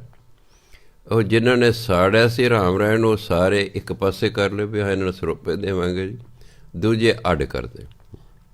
ਗੁਰੂ ਮਹਾਰਾਜ ਇਤਿਹਾਸ ਕਹਿੰਦੇ ਤੱਤੇ ਕੜਾਹੇ ਤੇਲ ਦੇ ਕਰ ਲਏ, ਉਬਾਲ ਲਏ, ਉਹਨਾਂ ਜਿਉਂਦਿਆਂ ਹੀ ਵਿੱਚ ਸੁੱਟ ਦਿੱਤੇ ਕੜਾਹੇ 'ਚ। ਕਹਿੰਦਾ ਤੁਸੀਂ ਜਿਉਂਦਿਆਂ ਆਪਣੇ ਗੁਰੂ ਨੂੰ ਸਾੜਨਾ ਰਾਮ ਰਾਏ ਨੂੰ, ਚਲੋ ਤੁਸੀਂ ਵੀ ਇਸ ਤਰ੍ਹਾਂ ਛੱਡੋ। ਫਿਰ ਹਾਂਜੀ, ਫਿਰ ਸੁਧਾਈ ਕਰਤੀ। ਫਿਰ ਪੰਜਾਬ ਕੌਰ ਨੂੰ ਸੁੱਖ ਦਾ ਸਾਹ ਆਇਆ। ਫਿਰ ਆਪ ਜੀ ਨੇ ਕਿਹਾ ਵੀ ਚਲੋ ਹੁਣ ਵਾਪਸ ਅਨੰਦਪੁਰ ਸਾਹਿਬ ਚਲੀਏ, ਇੱਥੇ ਹਾਲਾਤ ਠੀਕ ਨਹੀਂ ਹੈਗੇ, ਪਹਾੜੀ ਲਾਰਾ ਰੋਜ਼ ਲੜਨਾ ਪੈਣਾ ਹੈ। ਆ ਜੀ ਵਾਪਸ ਆ ਗਏ। ਰਾਹ 'ਚ ਰਾਏਪੁਰ ਆਉਂਦਾ, ਉੱਥੋਂ ਦੀ ਰਾਣੀ ਜਿਹੜੀ ਸ਼ਰਧਾਲੂ ਸੀ ਆਪ ਜੀ ਦੀ, ਉਹਦੀ ਬੜੀ ਇੱਛਾ ਸੀ ਗੁਰੂ ਮਹਾਰਾਜ ਜਿਹੜਾ ਹੈ ਮੇਰੇ ਘਰ ਠਹਿਰਨ ਕੁਝ ਸਮਾਂ। ਗੁਰੂ ਮਹਾਰਾਜ ਉਹਦੇ ਕੋਲ ਗਏ, ਬੜੀ ਉਹਨੇ ਸੇਵਾ ਕੀਤੀ। ਜਦੋਂ ਗੁਰੂ ਮਹਾਰਾਜ ਚੱਲਣ ਲੱਗੇ, ਉਹ ਵੈਰਾਗ 'ਚ ਆ ਗਈ ਵੀ ਹੁਣ ਪਤਾ ਨਹੀਂ ਕਦੋਂ ਦਰਸ਼ਨ ਹੋਣਗੇ। ਗੁਰੂ ਮਹਾਰਾਜ ਨੇ ਇੱਕ ਪੋਥੀ ਦਿੱਤੀ, ਕਹਿੰਦੇ ਆਹ ਲਓ ਪੋਥੀ ਰੱਖ ਲਓ, ਜਦੋਂ ਤੁਹਾਡਾ ਜੀਅ ਕਰੇ ਸਾਡੇ ਦਰਸ਼ਨ ਕਰਨ, ਪੋਥੀ ਦੇ ਅੱਗੇ ਖਲੋ ਕੇ ਅਰਦਾਸ ਕਰ ਦਿਆ ਕਰੋ, ਤੁਹਾਨੂੰ ਸਾਡੇ ਦਰਸ਼ਨ ਹੋ ਜਾ ਕਰਨਗੇ। ਅੱਗੇ ਆਏ, ਇੱਕ ਢਕੌਲੀ ਪਿੰਡ ਸੀ, ਉੱਥੋਂ ਦੇ ਲੋਕ ਮਿਲੇ, ਕਹਿੰਦੇ ਮਹਾਰਾਜ ਜੀ ਸਾਡੇ ਪਿੰਡ 'ਚ ਪਾਣੀ ਨਹੀਂ ਹੈਗਾ, ਖੂਹਾਂ 'ਚ ਧਰਤੀ ਹੇਠਾਂ ਪਾਣੀ ਨਹੀਂ ਰਿਹਾ। ਗੁਰੂ ਮਹਾਰਾਜ ਕਹਿੰਦੇ ਵੀ ਤੁਸੀਂ ਨਾ ਤੁਹਾਡੇ ਵੱਡੇ ਵਡੇਰਿਆਂ ਨੇ ਸਾਧੂਆਂ ਦਾ ਨਿਰਾਦਰ ਕੀਤਾ ਸੀ, ਉਹ ਸ਼ਰਾਪ ਦੇ ਗਏ। ਹੁਣ ਤੁਸੀਂ ਇਸ ਤਰ੍ਹਾਂ ਕਰੋ, ਲੰਗਰ ਲਾਓ, ਪੁੰਨ ਦਾਨ ਕਰੋ, ਤੁਸੀਂ ਸਿਮਰਨ ਕਰੋ, ਫਿਰ ਅਸੀਂ ਟੱਕ ਲਾਵਾਂਗੇ। ਇਸ ਤਰ੍ਹਾਂ ਕਰਦੇ ਰਹੇ ਕਈ ਦਿਨ। ਫਿਰ ਗੁਰੂ ਮੈਂ ਟੱਕ ਲਾਇਆ, ਫਿਰ ਉੱਥੇ ਖੂਹ 'ਚ ਪਾਣੀ ਆ ਗਿਆ, ਫਿਰ ਉਸ ਪਿੰਡ 'ਚ ਪਾਣੀ ਆਇਆ। ਆਪ ਜੀ ਵਾਪਸ ਅਨੰਦਪੁਰ ਸਾਹਿਬ ਆ ਗਏ। 1698 ਈਸਵੀ ਆ ਗਈ। ਦੋ ਵਿਦਵਾਨ ਪੰਡਤ ਜਿਹੜੇ ਨੇ ਉਹ ਆਏ, ਕਹੇ ਸਾਨੂੰ ਪਤਾ ਲੱਗਾ ਤੁਸੀਂ ਦੁਸ਼ਮਣਾਂ ਨਾਲ ਲੜਾਈ ਕਰ ਰਹੇ ਹੋ ਜੀ, ਅਸੀਂ ਜਿਹੜਾ ਦੁਰਗਾ ਜਿਹੜੀ ਹੈ ਉਹ ਦੇਵੀ ਪ੍ਰਗਟ ਕਰ ਦਿਆਂਗੇ, ਉਹ ਫਿਰ ਤੁਹਾਡੀ ਸਹਾਇਤਾ ਕਰੇਗੀ। ਗੁਰੂ ਮਹਾਰਾਜ ਕਹਿੰਦੇ ਵੀ ਤੁਹਾਨੂੰ ਲੋਕਾਂ ਨੂੰ ਕਿੰਨੇ 100 ਸਾਲ ਹੋ ਗਏ ਗੁਲਾਮ ਹੋਇਆਂ ਨੂੰ, ਤੁਸੀਂ ਪਹਿਲਾਂ ਕਿਉਂ ਨਾ ਦੇਵੀ ਪ੍ਰਗਟ ਕਰ ਲਈ, ਪਹਿਲੇ ਦੁਸ਼ਮਣ ਦਾ ਨਾਸ਼ ਕਰ ਦਿੰਦੇ ਹੋ। ਨਹੀਂ ਜੀ, ਉਹ ਨਾ ਪ੍ਰਗਟ ਹੀ ਨਹੀਂ ਕਰ ਸਕੇ, ਅਸੀਂ ਪ੍ਰਗਟ ਕਰਾਂਗੇ। ਗੁਰੂ ਮਹਾਰਾਜ ਪਤਾ ਪਖੰਡੀ ਲੋਕ ਨੇ। ਹਾਂਜੀ, ਅੱਛਾ ਕਦੇ ਕਿੱਥੇ ਬੈਠੋਗੇ? ਜਿੱਥੇ ਅੱਜ ਕੱਲ੍ਹ ਨੈਣਾ ਦੇਵੀ ਹੈ ਨਾ ਜੀ ਮੰਦਰ, ਉੱਥੇ ਪਹਾੜੀ 'ਤੇ ਬੈਠਾਂਗੇ। ਸਾਨੂੰ ਆਹ ਰਸਦ ਚਾਹੀਦੀ ਹੈ ਹਵਨ ਲਈ, ਯੱਗ ਕਰਨ ਲਈ। ਚਲੋ ਗੁਰੂਆਂ ਕੀ ਚੰਗਾ ਦੇ ਦਿਆਂਗੇ। ਕਿੰਨੇ ਮਹੀਨੇ ਦੇਵੀ ਪ੍ਰਗਟ ਕਰੋਗੇ? ਕਹੇ 3 ਮਹੀਨੇ 'ਚ ਕਰ ਦਿਆਂਗੇ। ਚਲੋ 3 ਮਹੀਨੇ ਗੁਰੂ ਮਹਾਰਾਜ ਭਾਈ ਦੇਵੀ ਪ੍ਰਗਟ ਨਹੀਂ ਹੋਈ, ਬਸ ਜੀ ਕੋਈ ਸਾਨੂੰ ਹੋਰ ਦੇ ਦਿਓ। ਐਂ ਕਰਦਿਆਂ ਕਰਦਿਆਂ 8 ਮਹੀਨੇ ਲੰਘਾਤੇ।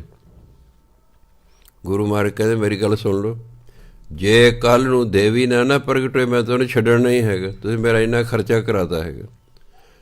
ਚਲੋ ਜੀ ਸਵੇਰੇ ਦਿਨ ਚੜ੍ਹੇ, ਕਹੇ ਜੀ ਰਾਤੀ ਦੇਵੀ ਨਾ ਸਾਨੂੰ ਮਿਲੀ ਸੀ ਸੁਪਨੇ 'ਚ, ਕਹਿੰਦੀ ਸੀ ਭਾਈ ਕਿਸੇ ਮਹਾਨ ਆਤਮਾ ਦਾ ਬਲਿਦਾਨ ਦਿਓ, ਜਿਹੜਾ ਕਿਸੇ ਪਵਿੱਤਰ ਆਤਮਾ ਦਾ ਬਲਿਦਾਨ ਦਿਓ, ਫਿਰ ਮੈਂ ਪ੍ਰਗਟ ਹੋਵਾਂਗੀ। ਦਸਮ ਪਾਤਸ਼ਾਹ ਕਹਿੰਦਾ ਤੁਹਾਨੂੰ 8 ਮਹੀਨੇ ਹੋ ਗਏ ਲਗਾਤਾਰ ਭਜਨ ਬੰਦਗੀ ਕਰਦੇ ਹਾਂ, ਇਸ ਲਈ ਤੁਹਾਡੇ ਤੋਂ ਪਵਿੱਤਰ ਹੋਰ ਕੌਣ ਹੋਏਗਾ? ਸਵੇਰੇ ਤੁਹਾਡੀ ਹੀ ਬਲੀ ਦੇ ਦਿਆਂਗੇ। ਤੇ ਰਾਤੇ ਰਾਤ ਭੱਜ ਪੁੱਜ ਗਏ। ਕਿੰਨੇ ਠਹਿਰਨਾ ਸੀ। ਗੁਰੂ ਮਹਾਰਾਜ ਸਿੱਖ ਇਕੱਠੇ ਕੀਤੇ, ਕਹਿੰਦੇ ਜਿੰਨੀ ਸਮੱਗਰੀ ਬਚੀ ਹੈ ਨਾ ਸਾਰੀ ਅੱਗ 'ਚ ਪਾ ਦਿਓ। ਜੋ ਸਾਰੀ ਸਮੱਗਰੀ ਅੱਗ 'ਚ ਪਾਈ, ਉਹਦਾ ਦੂਰ ਦੂਰ ਤੱਕ ਲਾਟਾਂ ਉੱਠੀਆਂ। ਲੋਕ ਕਹਿੰਦੇ ਦੇਵੀ ਪ੍ਰਗਟ ਹੋ ਗਈ, ਦੇਵੀ ਪ੍ਰਗਟ ਹੋ ਗਈ। ਗੁਰੂ ਮਹਾਰਾਜ ਨੇ ਮਿਆਨ ਦੇ 'ਚ ਸ਼੍ਰੀ ਸਾਹਿਬ ਕੱਢੇ ਅਤੇ ਸਿੰਘਾਂ ਨੂੰ ਕਹਿੰਦੇ ਸਾਡੀ ਆਹੀ ਦੇਵੀ ਹੈ, ਅਸੀਂ ਇਸ ਦੇ ਨਾਲ ਸ਼੍ਰੀ ਸਾਹਿਬ ਦੇ ਨਾਲ ਹੀ ਇਹ ਦੁਸ਼ਮਣਾਂ ਦਾ ਨਾਸ਼ ਕਰਨਾ ਹੈ, ਜ਼ਾਲਮਾਂ ਦਾ ਨਾਸ਼ ਕਰਨਾ ਹੈ। ਅਤੇ ਫਿਰ ਆਪ ਜੀ ਨੂੰ ਪਤਾ ਹੈ ਵੀ 1699 ਈਸਵੀ ਆ ਗਈ, ਵਿਸਾਖੀ ਵਾਲੇ ਦਿਨ। ਉਦੋਂ ਮਹੀਨਾ ਇੱਕ ਪਹਿਲਾਂ ਸਾਰੇ ਮਸੰਦਾਂ ਨੂੰ ਸੁਨੇਹੇ ਭੇਜਤੇ ਸਿੱਖਾਂ ਵੀ ਸਾਰੇ ਸਿੱਖਾਂ ਨੂੰ ਕਹੋ ਵੀ ਉਹ ਵਿਸਾਖੀ ਵਾਲੇ ਦਿਨ ਵੱਧ ਤੋਂ ਵੱਧ ਜਿਹੜਾ ਅਨੰਦਪੁਰ ਸਾਹਿਬ ਪਹੁੰਚਣ। ਕਿਉਂ ਬਹੁਤ ਸਾਰੇ ਆ ਗਏ ਸੰਗਤ। ਕਈ ਇਤਿਹਾਸਕਾਰ ਕਹਿੰਦੇ ਨੇ ਵੀ 60,000 ਸੀ ਅਤੇ ਕੋਈ ਕਹਿੰਦਾ 80,000 ਸੀ। ਚਲੋ ਭਾਵ ਕਿਉਂਕਿ ਉਸ ਵੇਲੇ ਗੁਰੂ ਗੋਬਿੰਦ ਸਿੰਘ ਵੇਲੇ ਸਾਰੇ ਹਿੰਦੁਸਤਾਨ ਦੇ, ਪਾਕਿਸਤਾਨ 1, ਹਿੰਦੁਸਤਾਨ 2, ਬੰਗਲਾਦੇਸ਼ 3, ਤਿੰਨਾਂ ਨੂੰ ਰਲਾ ਕੇ ਕੁੱਲ 6 ਕਰੋੜ ਆਬਾਦੀ ਸੀ ਸਾਰੇ ਹਿੰਦੁਸਤਾਨ ਦੀ। ਉਸ ਵਿੱਚ ਤੁਸੀਂ ਅੰਦਾਜ਼ਾ ਲਾ ਲਓ ਵੀ ਕੁਝ ਕੁ ਲੱਖ ਸਿੱਖ ਹੋਣਗੇ ਬਸ। ਉਹਦੇ ਵਿੱਚੋਂ ਵੀ 70-80 ਹਜ਼ਾਰ ਦਾ ਇਕੱਠ ਹੋ ਜਾਣਾ, ਆਵਾਜਾਈ ਦੇ ਕੋਈ ਸਾਧਨ ਨਹੀਂ, ਫਿਰ ਵੀ ਹਮਾ ਕੇ ਸੰਗਤ ਪਹੁੰਚ ਗਈ। ਗੁਰੂ ਮਹਾਰਾਜ ਫਿਰ 5 ਪਿਆਰਿਆਂ ਦੀ ਚੋਣ ਕੀਤੀ। ਦੇਖੋ ਜਿਹੜੇ 5 ਪਿਆਰੇ ਸਨ, ਇੱਕ ਤਾਂ ਦਿੱਲੀ, ਇੱਕ ਤਾਂ ਸੀ ਲਾਹੌਰ ਦਾ, ਦੂਜਾ ਸੀ ਦਿੱਲੀ ਦਾ, ਤੀਜਾ ਜਿਹੜਾ ਸੀ ਉਹ ਸੀ ਦਵਾਰਕਾਪੁਰੀ ਦਾ, ਚੌਥਾ ਜਿਹੜਾ ਸੀ ਉਹ ਜਗਨਨਾਥਪੁਰੀ ਦਾ ਸੀ, ਪੰਜਵਾਂ ਜਿਹੜਾ ਸੀ ਬਿਦਰ ਦਾ ਸੀ। ਇਹਦਾ ਮਤਲਬ ਸਾਰੇ ਹਿੰਦੁਸਤਾਨ ਦੇ ਵਿੱਚ ਸਿੱਖੀ ਫੈਲ ਚੁੱਕੀ ਸੀ, ਤਾਂ ਹੀ ਅੱਡ ਅੱਡ ਸਟੇਟਾਂ ਤੋਂ ਆਏ।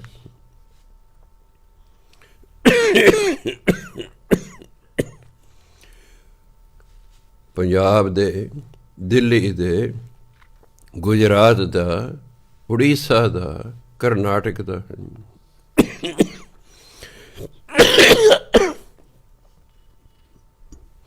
ਫਿਰ ਇਹ ਅੱਡ ਅੱਡ ਜਾਤੀਆਂ ਦੇ ਸਨ। ਇੱਕ ਜਿਹੜਾ ਸੀ ਖੱਤਰੀ ਸੀ, ਦੂਜਾ ਜੱਟ ਸੀ, ਤੀਜਾ ਝਿਉਰ ਸੀ, ਇੱਕ ਨਾਈ ਸੀ, ਇੱਕ ਛੀਂਬਾ ਸੀ। ਅੱਡ ਅੱਡ ਜਾਤਾਂ ਦੇ ਸਨ, ਅੱਡ ਅੱਡ ਸਟੇਟਾਂ ਤੋਂ ਸਨ। ਉਹ 5 ਪਿਆਰੇ ਬਣੇ, ਉਹਨਾਂ ਨੂੰ ਅੰਮ੍ਰਿਤ ਛਕਾਇਆ ਗਿਆ। ਗੁਰੂ ਮਹਾਰਾਜ ਫਿਰ ਉਹਨਾਂ ਤੋਂ ਅੰਮ੍ਰਿਤ ਛਕਿਆ ਅਤੇ ਉਦੋਂ ਫਿਰ ਗੁਰੂ ਮਹਾਰਾਜ ਦਾ ਨਾਮ ਹੋ ਗਿਆ ਗੋਬਿੰਦ ਸਿੰਘ। ਗੋਬਿੰਦ ਰਾਏ ਤੋਂ ਗੋਬਿੰਦ ਸਿੰਘ ਹੋ ਗਿਆ। ਸੋ ਹੁਣ ਸਾਰੇ ਸਿੰਘ ਹਥਿਆਰਬੰਦ ਹੋ ਗਏ, ਕਿਉਂਕਿ ਸਭ ਲਈ ਕਿਰਪਾਨ ਪਾਉਣੀ ਲਾਜ਼ਮੀ ਕਰ ਦਿੱਤੀ ਗਈ। ਪੰਜਾਂ ਕਕਾਰਾਂ 'ਚ ਇੱਕ ਸ਼੍ਰੀ ਸਾਹਿਬ ਹੈ। ਉਹ ਪਹਾੜੀ ਰਾਜੇ ਅਤੇ ਮੁਗਲ ਰਾਜੇ ਜਿਹੜੇ ਸਨ ਉਹ ਸਗੋਂ ਜ਼ਿਆਦਾ ਦੁਖੀ ਹੋ ਗਏ ਵੀ ਇਹ ਹਥਿਆਰਬੰਦ ਹੋ ਰਹੇ ਨੇ, ਸਾਡੇ ਰਾਜ ਨੂੰ ਖਤਰਾ ਹੋ ਸਕਦਾ ਹੈ। ਇੱਕ ਵਾਰੀ ਗੁਰੂ ਮਹਾਰਾਜ ਹਿਮਾਚਲ ਦੇ ਮੰਡੀ ਜ਼ਿਲ੍ਹਾ ਹੈ, ਮੰਡੀ ਜ਼ਿਲ੍ਹੇ 'ਚ ਇੱਕ ਰਵਾਲਸਰ ਜਗ੍ਹਾ ਹੈ, ਉੱਥੇ ਆਏ।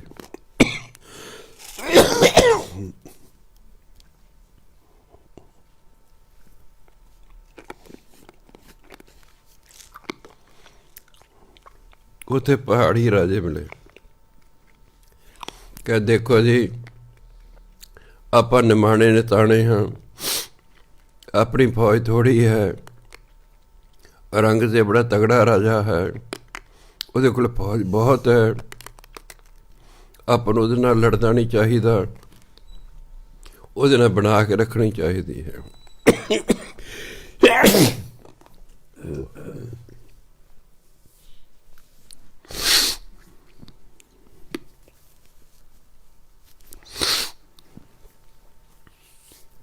ਗੁਰੂ ਮਹਾਰਾਜ ਕਹਿੰਦੇ ਵੀ ਸੁਣੋ ਮੇਰੀ ਗੱਲ, ਜਿੰਨਾ ਚਿਰ ਔਰੰਗਜ਼ੇਬ ਮੰਦਰ ਢਾਉਣੋਂ ਨਹੀਂ ਹਟਦਾ, ਔਰਤਾਂ ਦੀ ਬੇਪਤੀ ਕਰਨੋਂ ਨਹੀਂ ਹਟਦਾ, ਤੁਹਾਡੇ ਜਨੇਊ ਲਾਉਣੋਂ ਨਹੀਂ ਹਟਦਾ, ਤੁਹਾਡੇ ਤਿਲਕ ਮਟਾਉਣੋਂ ਨਹੀਂ ਹਟਦਾ, ਉਹਨਾਂ ਚਿਰ ਅਸੀਂ ਉਹਦੇ ਨਾਲ ਲੜਦੇ ਹੀ ਰਹਾਂਗੇ। ਅਸੀਂ ਉਹਦੇ ਕੋਈ ਹਥਿਆਰ ਨਹੀਂ ਸੁੱਟਣੇ, ਕੋਈ ਅਸੀਂ ਜ਼ਾਲਮ ਨਾਲ ਕੋਈ ਸਮਝੌਤਾ ਨਹੀਂ ਕਰਨਾ ਹੈ। ਸੋ ਪਹਾੜੀ ਰਾਜਾ ਨੇ ਸੋਚਿਆ ਵੀ ਇਹ ਨਹੀਂ ਗੱਲ ਬਣਦੀ ਹੈਗੀ। ਕਹਿੰਦੇ ਸਗੋਂ ਤੁਸੀਂ ਮੇਰੇ ਨਾਲ ਰਲੋ, ਤੁਸੀਂ ਮੇਰੇ ਨਾਲ ਰਲੋ, ਆਪਾਂ ਜਿਹੜਾ ਹੈ ਇਹ ਇਲਾਕਾ ਸਾਰਾ ਜਿੱਤ ਲਾਂਗੇ। ਫਿਰ ਅੱਗੇ ਰਾਜਪੂਤ ਨੇ ਰਾਜਸਥਾਨ ਦੇ, ਉਹ ਵੀ ਬਹਾਦਰ ਨੇ, ਫਿਰ ਉਹਨਾਂ ਨੂੰ ਨਾਰ ਲਾ ਲਾਂਗੇ, ਫਿਰ ਉਹ ਇਲਾਕਾ ਜਿੱਤ ਲਾਂਗੇ। ਫਿਰ ਮਹਾਰਾਸ਼ਟਰ ਦੇ ਮਰਾਠੇ ਨੇ, ਉਹ ਵੀ ਬਹਾਦਰ ਨੇ, ਫਿਰ ਉਹਨਾਂ ਨੂੰ ਨਾਰ ਲਾ ਲਾਂਗੇ। ਇਸ ਤਰ੍ਹਾਂ ਮੁਗਲਾਂ ਦਾ ਰਾਜ ਖਤਮ ਕਰ ਦੇਣਗੇ। ਪਰ ਜਿਹੜੇ ਡਰਪੋਕ ਲੋਕ ਹੁੰਦੇ ਨੇ, ਉਹਨਾਂ ਦਾ ਹੌਸਲਾ ਹੀ ਨਹੀਂ ਪੈਂਦਾ ਹੈ। ਉਹ ਬਜਾਏ ਗੁਰੂ ਮਹਾਰਾਜ ਦੀ ਸਪੋਰਟ ਕਰਨ ਦੇ ਇਹਨਾਂ ਦੀ ਵਿਰੋਧਤਾ ਕਰਨੀ ਸ਼ੁਰੂ ਕਰਤੀ, ਅਤੇ ਉਹਨਾਂ ਨੇ ਫੈਸਲਾ ਕਰ ਲਿਆ ਅਨੰਦਪੁਰ ਸਾਹਿਬ ਦੇ ਕਿਲ੍ਹੇ ਨੂੰ ਘੇਰ ਲਓ ਅਤੇ ਗੁਰੂ ਮਹਾਰਾਜ ਤੋਂ ਕੱਢ ਦਿਓ, ਇਹ ਤੋਂ ਕੱਢ ਦਿਓ, ਫਿਰ ਔਰੰਗਜ਼ੇਬ ਨਾਲ ਆਪਣੀ ਬਣ ਆਵੇਗੀ। ਇਸ ਲਈ ਪਹਾੜੀ ਰਾਜਾ ਨੇ, ਔਰੰਗਜ਼ੇਬ ਦੀਆਂ ਫੌਜਾਂ ਨੇ 1704 ਈਸਵੀ 'ਚ ਅਪ੍ਰੈਲ ਦੇ ਮਹੀਨੇ ਅਨੰਦਪੁਰ ਸਾਹਿਬ ਦੇ ਕਿਲ੍ਹੇ ਨੂੰ ਘੇਰਾ ਪਾ ਲਿਆ। ਜਿਹੜਾ ਕੋਈ ਨੇੜੇ ਆਉਂਦਾ ਹੈ ਉਹ ਫਿਰ ਸਿੰਘ ਮੁਕਾਬਲਾ ਕਰਦੇ ਨੇ, ਦੁਸ਼ਮਣ ਦਾ ਬਹੁਤ ਜ਼ਿਆਦਾ ਨੁਕਸਾਨ ਹੋ ਜਾਂਦਾ ਹੈ। ਉਹਨਾਂ ਨੇ ਸੋਚਿਆ ਵੀ ਇਸ ਤਰ੍ਹਾਂ ਨਹੀਂ ਅਸੀਂ ਇਹਨਾਂ ਨੂੰ ਜਿੱਤ ਸਕਦੇ, ਐਂ ਕਰੋ ਵੀ ਘੇਰਾ ਪਾ ਲਓ, ਨਾ ਅੰਦਰੋਂ ਕੋਈ ਚੀਜ਼ ਬਾਹਰ ਜਾ ਸਕੇ ਕਿਲ੍ਹੇ 'ਚੋਂ, ਨਾ ਬਾਹਰੋਂ ਕੋਈ ਅੰਦਰ ਜਾ ਸਕੇ, ਆਪੇ ਭੁੱਖੇ ਮਰ ਜਾਣਗੇ। ਆਪੇ ਭੁੱਖੇ ਮਰ ਜਾ, ਖਾਣ ਨੂੰ ਕੁਛ ਨਹੀਂ ਮਿਲੇਗਾ।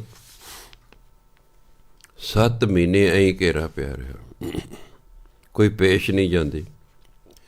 ਫਿਰ ਉਹਨੇ ਸੋਚਿਆ ਹੁਣ ਕੀ ਕਰੀਏ, ਹੁਣ ਧਰਮ ਦਾ ਆੜ ਲਈ, ਧਰਮ ਦੇ ਆੜ ਲਈ ਉਹਨਾਂ ਨੇ ਇੱਕ ਪੰਡਤ, ਇੱਕ ਮਾਲਵੀ ਤਿਆਰ ਕੀਤਾ ਹੈ।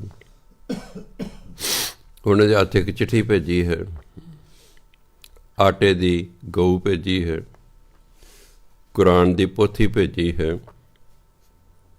ਸੌਹਾਂ ਖਾਧੀਆਂ ਨੇ, ਤੁਸੀਂ ਕਿਲ੍ਹਾ ਖਾਲੀ ਕਰ ਦਿਓ, ਅਸੀਂ ਤੁਹਾਨੂੰ ਕੁਛ ਨਹੀਂ ਕਹਿੰਦੇ, ਵੀ ਸਾਡੀ ਵੀ ਰਹਿ ਆ ਜਾਏਗੀ। ਹੁਣ ਸਾਹਮਣੇ ਆ ਗਿਆ ਧਰਮ, ਭਾਵੇਂ ਸੌਹਾਂ ਝੂਠੀਆਂ ਸਨ, ਪਰ ਧਰਮ ਦੀਆਂ ਸੌਹਾਂ ਖਾਧੀਆਂ ਗਈਆਂ। ਇਸ ਲਈ ਗੁਰੂ ਮਹਾਰਾਜ ਨੇ ਕਿਹਾ ਵੀ ਸਤਿਕਾਰ ਕਰਨਾ ਚਾਹੀਦਾ ਧਰਮਾਂ ਦਾ। ਪੋਥੀ ਵਾਲੇ ਭੇਜੀ ਹੈ, ਸੌਂ ਖਾਧੀ ਗਊ ਭੇਜੀ ਹੈ। ਗੁਰੂ ਮਹਾਰਾਜ ਫੈਸਲਾ ਕਰ ਲੈਣ। ਦੂਸਰਾ ਕਾਰਨ ਇਹ ਸੀ ਕਿ ਅੰਦਰ ਸਭ ਕੁਛ ਮੁੱਕ ਗਿਆ ਸੀ। ਇਸ ਲਈ 40 ਜਿਹੜੇ ਸਿੰਘ ਸਨ ਮਹਾਂ ਸਿੰਘ ਦੀ ਅਗਵਾਈ 'ਚ, ਉਹ ਬੇਦਾਵਾ ਦੇ ਗਏ ਕਿ ਅਸੀਂ ਇੱਥੇ ਭੁੱਖੇ ਨਹੀਂ ਮਰ ਸਕਦੇ। ਜਾਂ ਕਿਲਾ ਖਾਲੀ ਕਰ ਲਓ, ਅਤੇ ਜੇ ਨਹੀਂ ਤਾਂ ਅਸੀਂ ਜਾਂਦੇ। ਉਹ ਕਹਿੰਦੇ ਭਾਈ ਅਸੀਂ ਤਾਂ ਨਹੀਂ ਖਾਲੀ ਕਰਦੇ, ਤੁਸੀਂ ਜਾਣਾ ਚਲੇ ਜਾਓ। ਖੈਰ ਗੁਰੂ ਮਹਾਰਾਜ ਨੇ 20 ਦਸੰਬਰ 1704 ਈਸਵੀ ਦੀ ਰਾਤ ਨੂੰ ਜਿਹੜਾ ਹੈ ਕਿਲਾ ਖਾਲੀ ਕਰਤਾ। ਜਦੋਂ ਇਹ 500 ਸਿੰਘ ਸਨ ਉਦੋਂ ਕਿਲੇ ਦੇ ਵਿੱਚ, ਜਦੋਂ ਖਾਲੀ ਕੀਤਾ ਹੈ। ਜਦੋਂ ਆਏ ਜਿੱਥੇ ਪਰਿਵਾਰ ਵਿਛੋੜਾ ਬਣਿਆ ਗੁਰਦੁਆਰਾ ਸਾਹਿਬ ਸਰਸਾ ਨਦੀ ਦੇ ਕੰਢੇ 'ਤੇ, ਦੁਸ਼ਮਣ ਨੇ ਮਗਰੋਂ ਹਮਲਾ ਕਰਤਾ। ਭਗਦੜ ਪੈ ਮਚ ਗਈ। ਰਾਤ ਦਾ ਸਮਾਂ ਸੀ, ਪਰਿਵਾਰ ਵਿਛੜ ਗਿਆ ਹੈ। ਉੱਥੇ ਜਿਹੜਾ ਹੈ 450 ਸਿੰਘ ਸ਼ਹੀਦ ਹੋ ਗਏ ਲੜਦੇ ਲੜਦੇ। 50 ਸਿੰਘ ਬਚੇ ਨੇ, ਗੁਰੂ ਮਹਾਰਾਜ ਬਚੇ ਨੇ।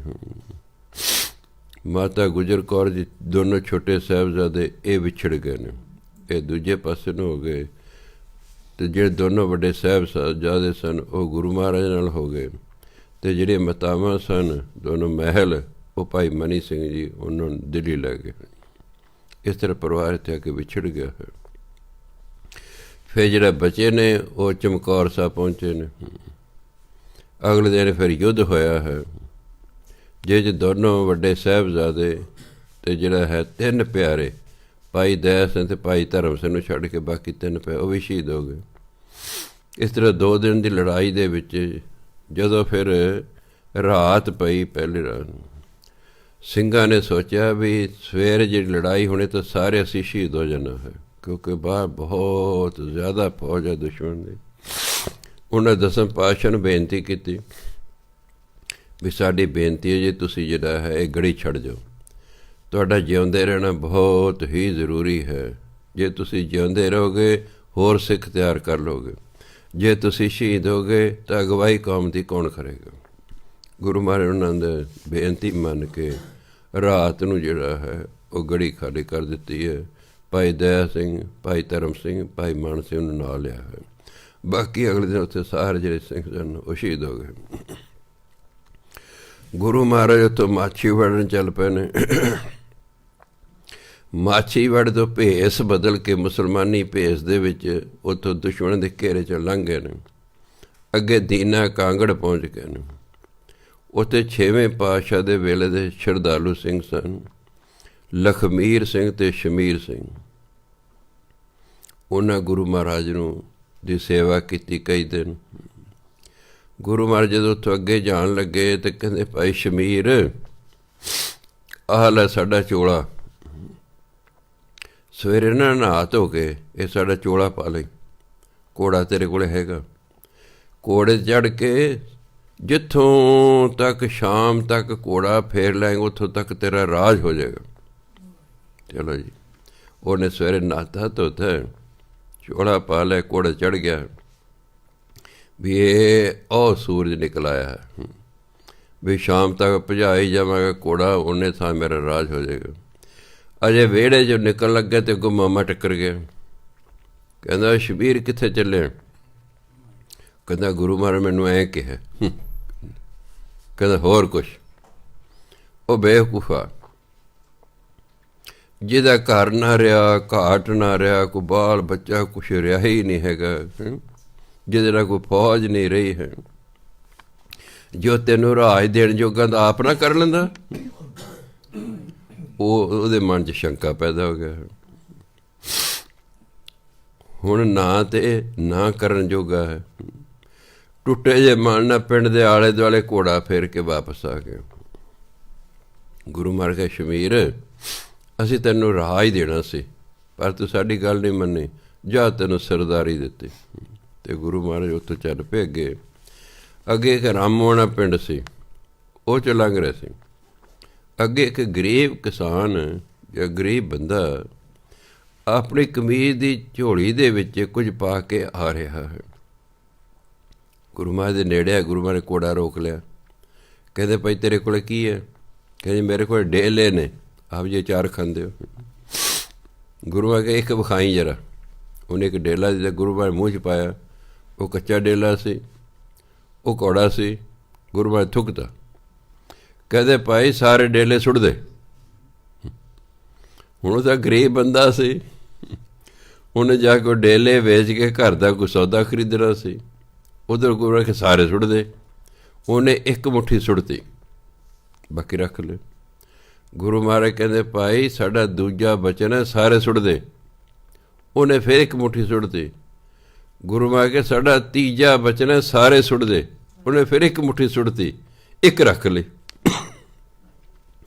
ਗੁਰੂ ਮਹਾਰਾਜ ਕਹਿੰਦੇ ਅਸੀਂ ਤਾਂ ਅੱਜ ਹੀ ਤੇਰੀ ਸਾਰੀ ਗਰੀਬੀ ਦੂਰ ਕਰ ਦੇਣੀ ਸੀ, ਪਰ ਜਾ ਤੇਰੀ 3 ਹਿੱਸੇ ਗਰੀਬੀ ਦੂਰ ਹੋਈ, ਇੱਕ ਹਿੱਸਾ ਰਹਿ ਗਈ। ਇਹ ਤੋਂ ਕੀ ਸਿੱਖਿਆ ਮਿਲਦੀ ਹੈ ਕਿ ਸਿੱਖ ਗੁਰੂ ਦੀ ਗੱਲ ਨਹੀਂ ਮੰਨਦਾ ਹੈ। ਇਹ ਜਿੰਨੀ ਕੁ ਮੰਨਦਾ ਬਸ ਉਨੀ ਕੁ ਸਾਡੀ ਗੱਲ ਬਣਦੀ ਹੈ। ਇਹ ਨਾ ਕਰ ਦਿੰਦਾ ਹੈ, ਗੁਰੂ ਮਹਾਰਾਜ ਦੀ ਗੱਲ ਨਹੀਂ ਮੰਨਦਾ ਹੈ। ਉਹ ਤੋਂ ਚਲਦੇ ਚਲਦੇ ਆਪ ਜੀ ਨੂੰ ਅੱਜ ਕੱਲ੍ਹ ਮੁਕਤਸਰ ਕਹਿੰਦੇ ਨੇ, ਖਿਦਰਾਣੇ ਦੀ ਢਾਬ ਸੀ। ਇੱਥੇ ਢਾਬ ਹੁੰਦਾ ਬੜਾ ਵੱਡਾ ਛੱਪੜ, ਉਹਨੂੰ ਢਾਬ ਕਹਿੰਦੇ। ਖਿਦਰਾਣਾ ਪਿੰਡ ਸੀ, ਉੱਥੇ ਢਾਬ ਸੀ, ਉੱਥੇ ਪਹੁੰਚ ਗਏ। ਮਗਰੋਂ ਸੂਈ ਨੇ ਆ ਕੇ ਦੱਸਿਆ ਵੀ ਦੁਸ਼ਮਣ ਦੀ ਫੌਜ ਆ ਗਈ ਹੈ ਜੀ, ਦਿੱਲੀ ਵੱਲੋਂ ਵੀ ਆ ਗਈ ਹੈ ਅਤੇ ਮਗਰੋਂ ਸਰਹੰਦ ਵੱਲੋਂ ਵੀ ਆ ਗਈ ਫੌਜ। ਗੁਰੂ ਮਹਾਰਾਜ ਸੋਚਿਆ, ਸਿੱਖਾਂ ਨੂੰ ਕਿਹਾ ਦੇਖੋ ਇਹ ਰੇਤਲਾ ਇਲਾਕਾ ਹੈ, ਬਸ ਗਰਮੀਆਂ ਦਾ ਮੌਸਮ ਹੈ, ਆਹੀ ਪਾਣੀ ਹੈ, ਹੋਰ ਕਿ ਮੀਲਾਂ ਤੱਕ ਕਿਤੇ ਪਾਣੀ ਨਹੀਂ ਹੈ, ਬਸ ਤੁਸੀਂ ਇੱਥੇ ਕਬਜ਼ਾ ਕਰ ਲਓ, ਇੱਥੇ ਆਪਾਂ ਦੁਸ਼ਮਣ ਦਾ ਮੁਕਾਬਲਾ ਕਰਨਾ। ਜਦੋਂ ਕਦੇ ਦੁਸ਼ਮਣ ਆਵੇ ਉਹਨੂੰ ਆਰਾਮ ਨਹੀਂ ਕਰਨ ਦੇਣਾ, ਟੁੱਟ ਕੇ ਪੈ ਜਾਣਾ ਉਸਨੂੰ ਪਾਣੀ, ਤਾਂ ਜੋ ਪਾਣੀ ਤੱਕ ਪਹੁੰਚੇ ਨਾ, ਆਪੇ ਪਿਆਸੇ ਮਰਨਗੇ, ਭੱਜ ਭੁੱਜ ਜਾਣਗੇ। ਹਾਂਜੀ ਉਹੀ ਗੱਲ ਹੋਈ। ਸਿੰਘ ਲੋਕ ਝਾੜੀ ਦੇ ਲੋਕ ਕੇ ਬੈਠੇ ਹੋ, ਜਦ ਦੁਸ਼ਮਣ ਨੇੜੇ ਆਇਆ ਬਸ ਚੱਲ ਸੋ ਚੱਲ। ਫਿਰ ਉਹ ਜਿਹੜੇ 40 ਬੰਦੇ ਬੇਦਾਵਾ ਤੇ ਕੇ ਗਏ ਸਨ, ਉਹ ਵੀ ਇੰਨੇ ਚਿਰ ਉੱਥੇ ਪਹੁੰਚ ਗਏ, ਉਹਨਾਂ ਵੀ ਲੜਾਈ 'ਚ ਹਿੱਸਾ ਲਿਆ। ਅਤੇ ਜਿਹੜਾ ਹੈ ਰਾਤ ਨੂੰ ਦੁਸ਼ਮਣ ਦੀ ਫੌਜ ਭੱਜ ਗਈ ਡਰਦੀ ਹੋਈ, ਸਿੱਖਾਂ ਦੀ ਜਿੱਤ ਹੋ ਗਈ। ਫਿਰ ਗੁਰੂ ਮਹਾਰਾਜ ਉੱਥੋਂ ਜਿਹੜਾ ਦਮਦਮਾ ਸਾਹਿਬ ਸਾਬੋ ਕੀ ਤਲਵੰਡੀ ਆ ਗਏ। ਇੱਥੇ ਭਾਈ ਡੱਲਾ ਰਹਿੰਦਾ ਸੀ, ਚਲੋ ਉਹਨੇ ਬੜੀ ਸੇਵਾ ਕੀਤੀ ਇੱਥੇ। ਕਿਉਂ ਇੱਥੇ ਆ ਕੇ ਜਿਹੜਾ ਰਾਜ ਸੀ ਸਰਹੰਦ ਦੇ ਨਵਾਬ ਦਾ, ਇੱਥੇ ਆ ਕੇ ਖ਼ਤਮ ਹੋ ਗਿਆ ਸੀ। ਇੱਥੇ ਕੋਈ ਖਤਰਾ ਨਹੀਂ ਸੀ ਬਹੁਤਾ, ਇੱਥੇ ਰਹੇ ਆਪ ਜੀ।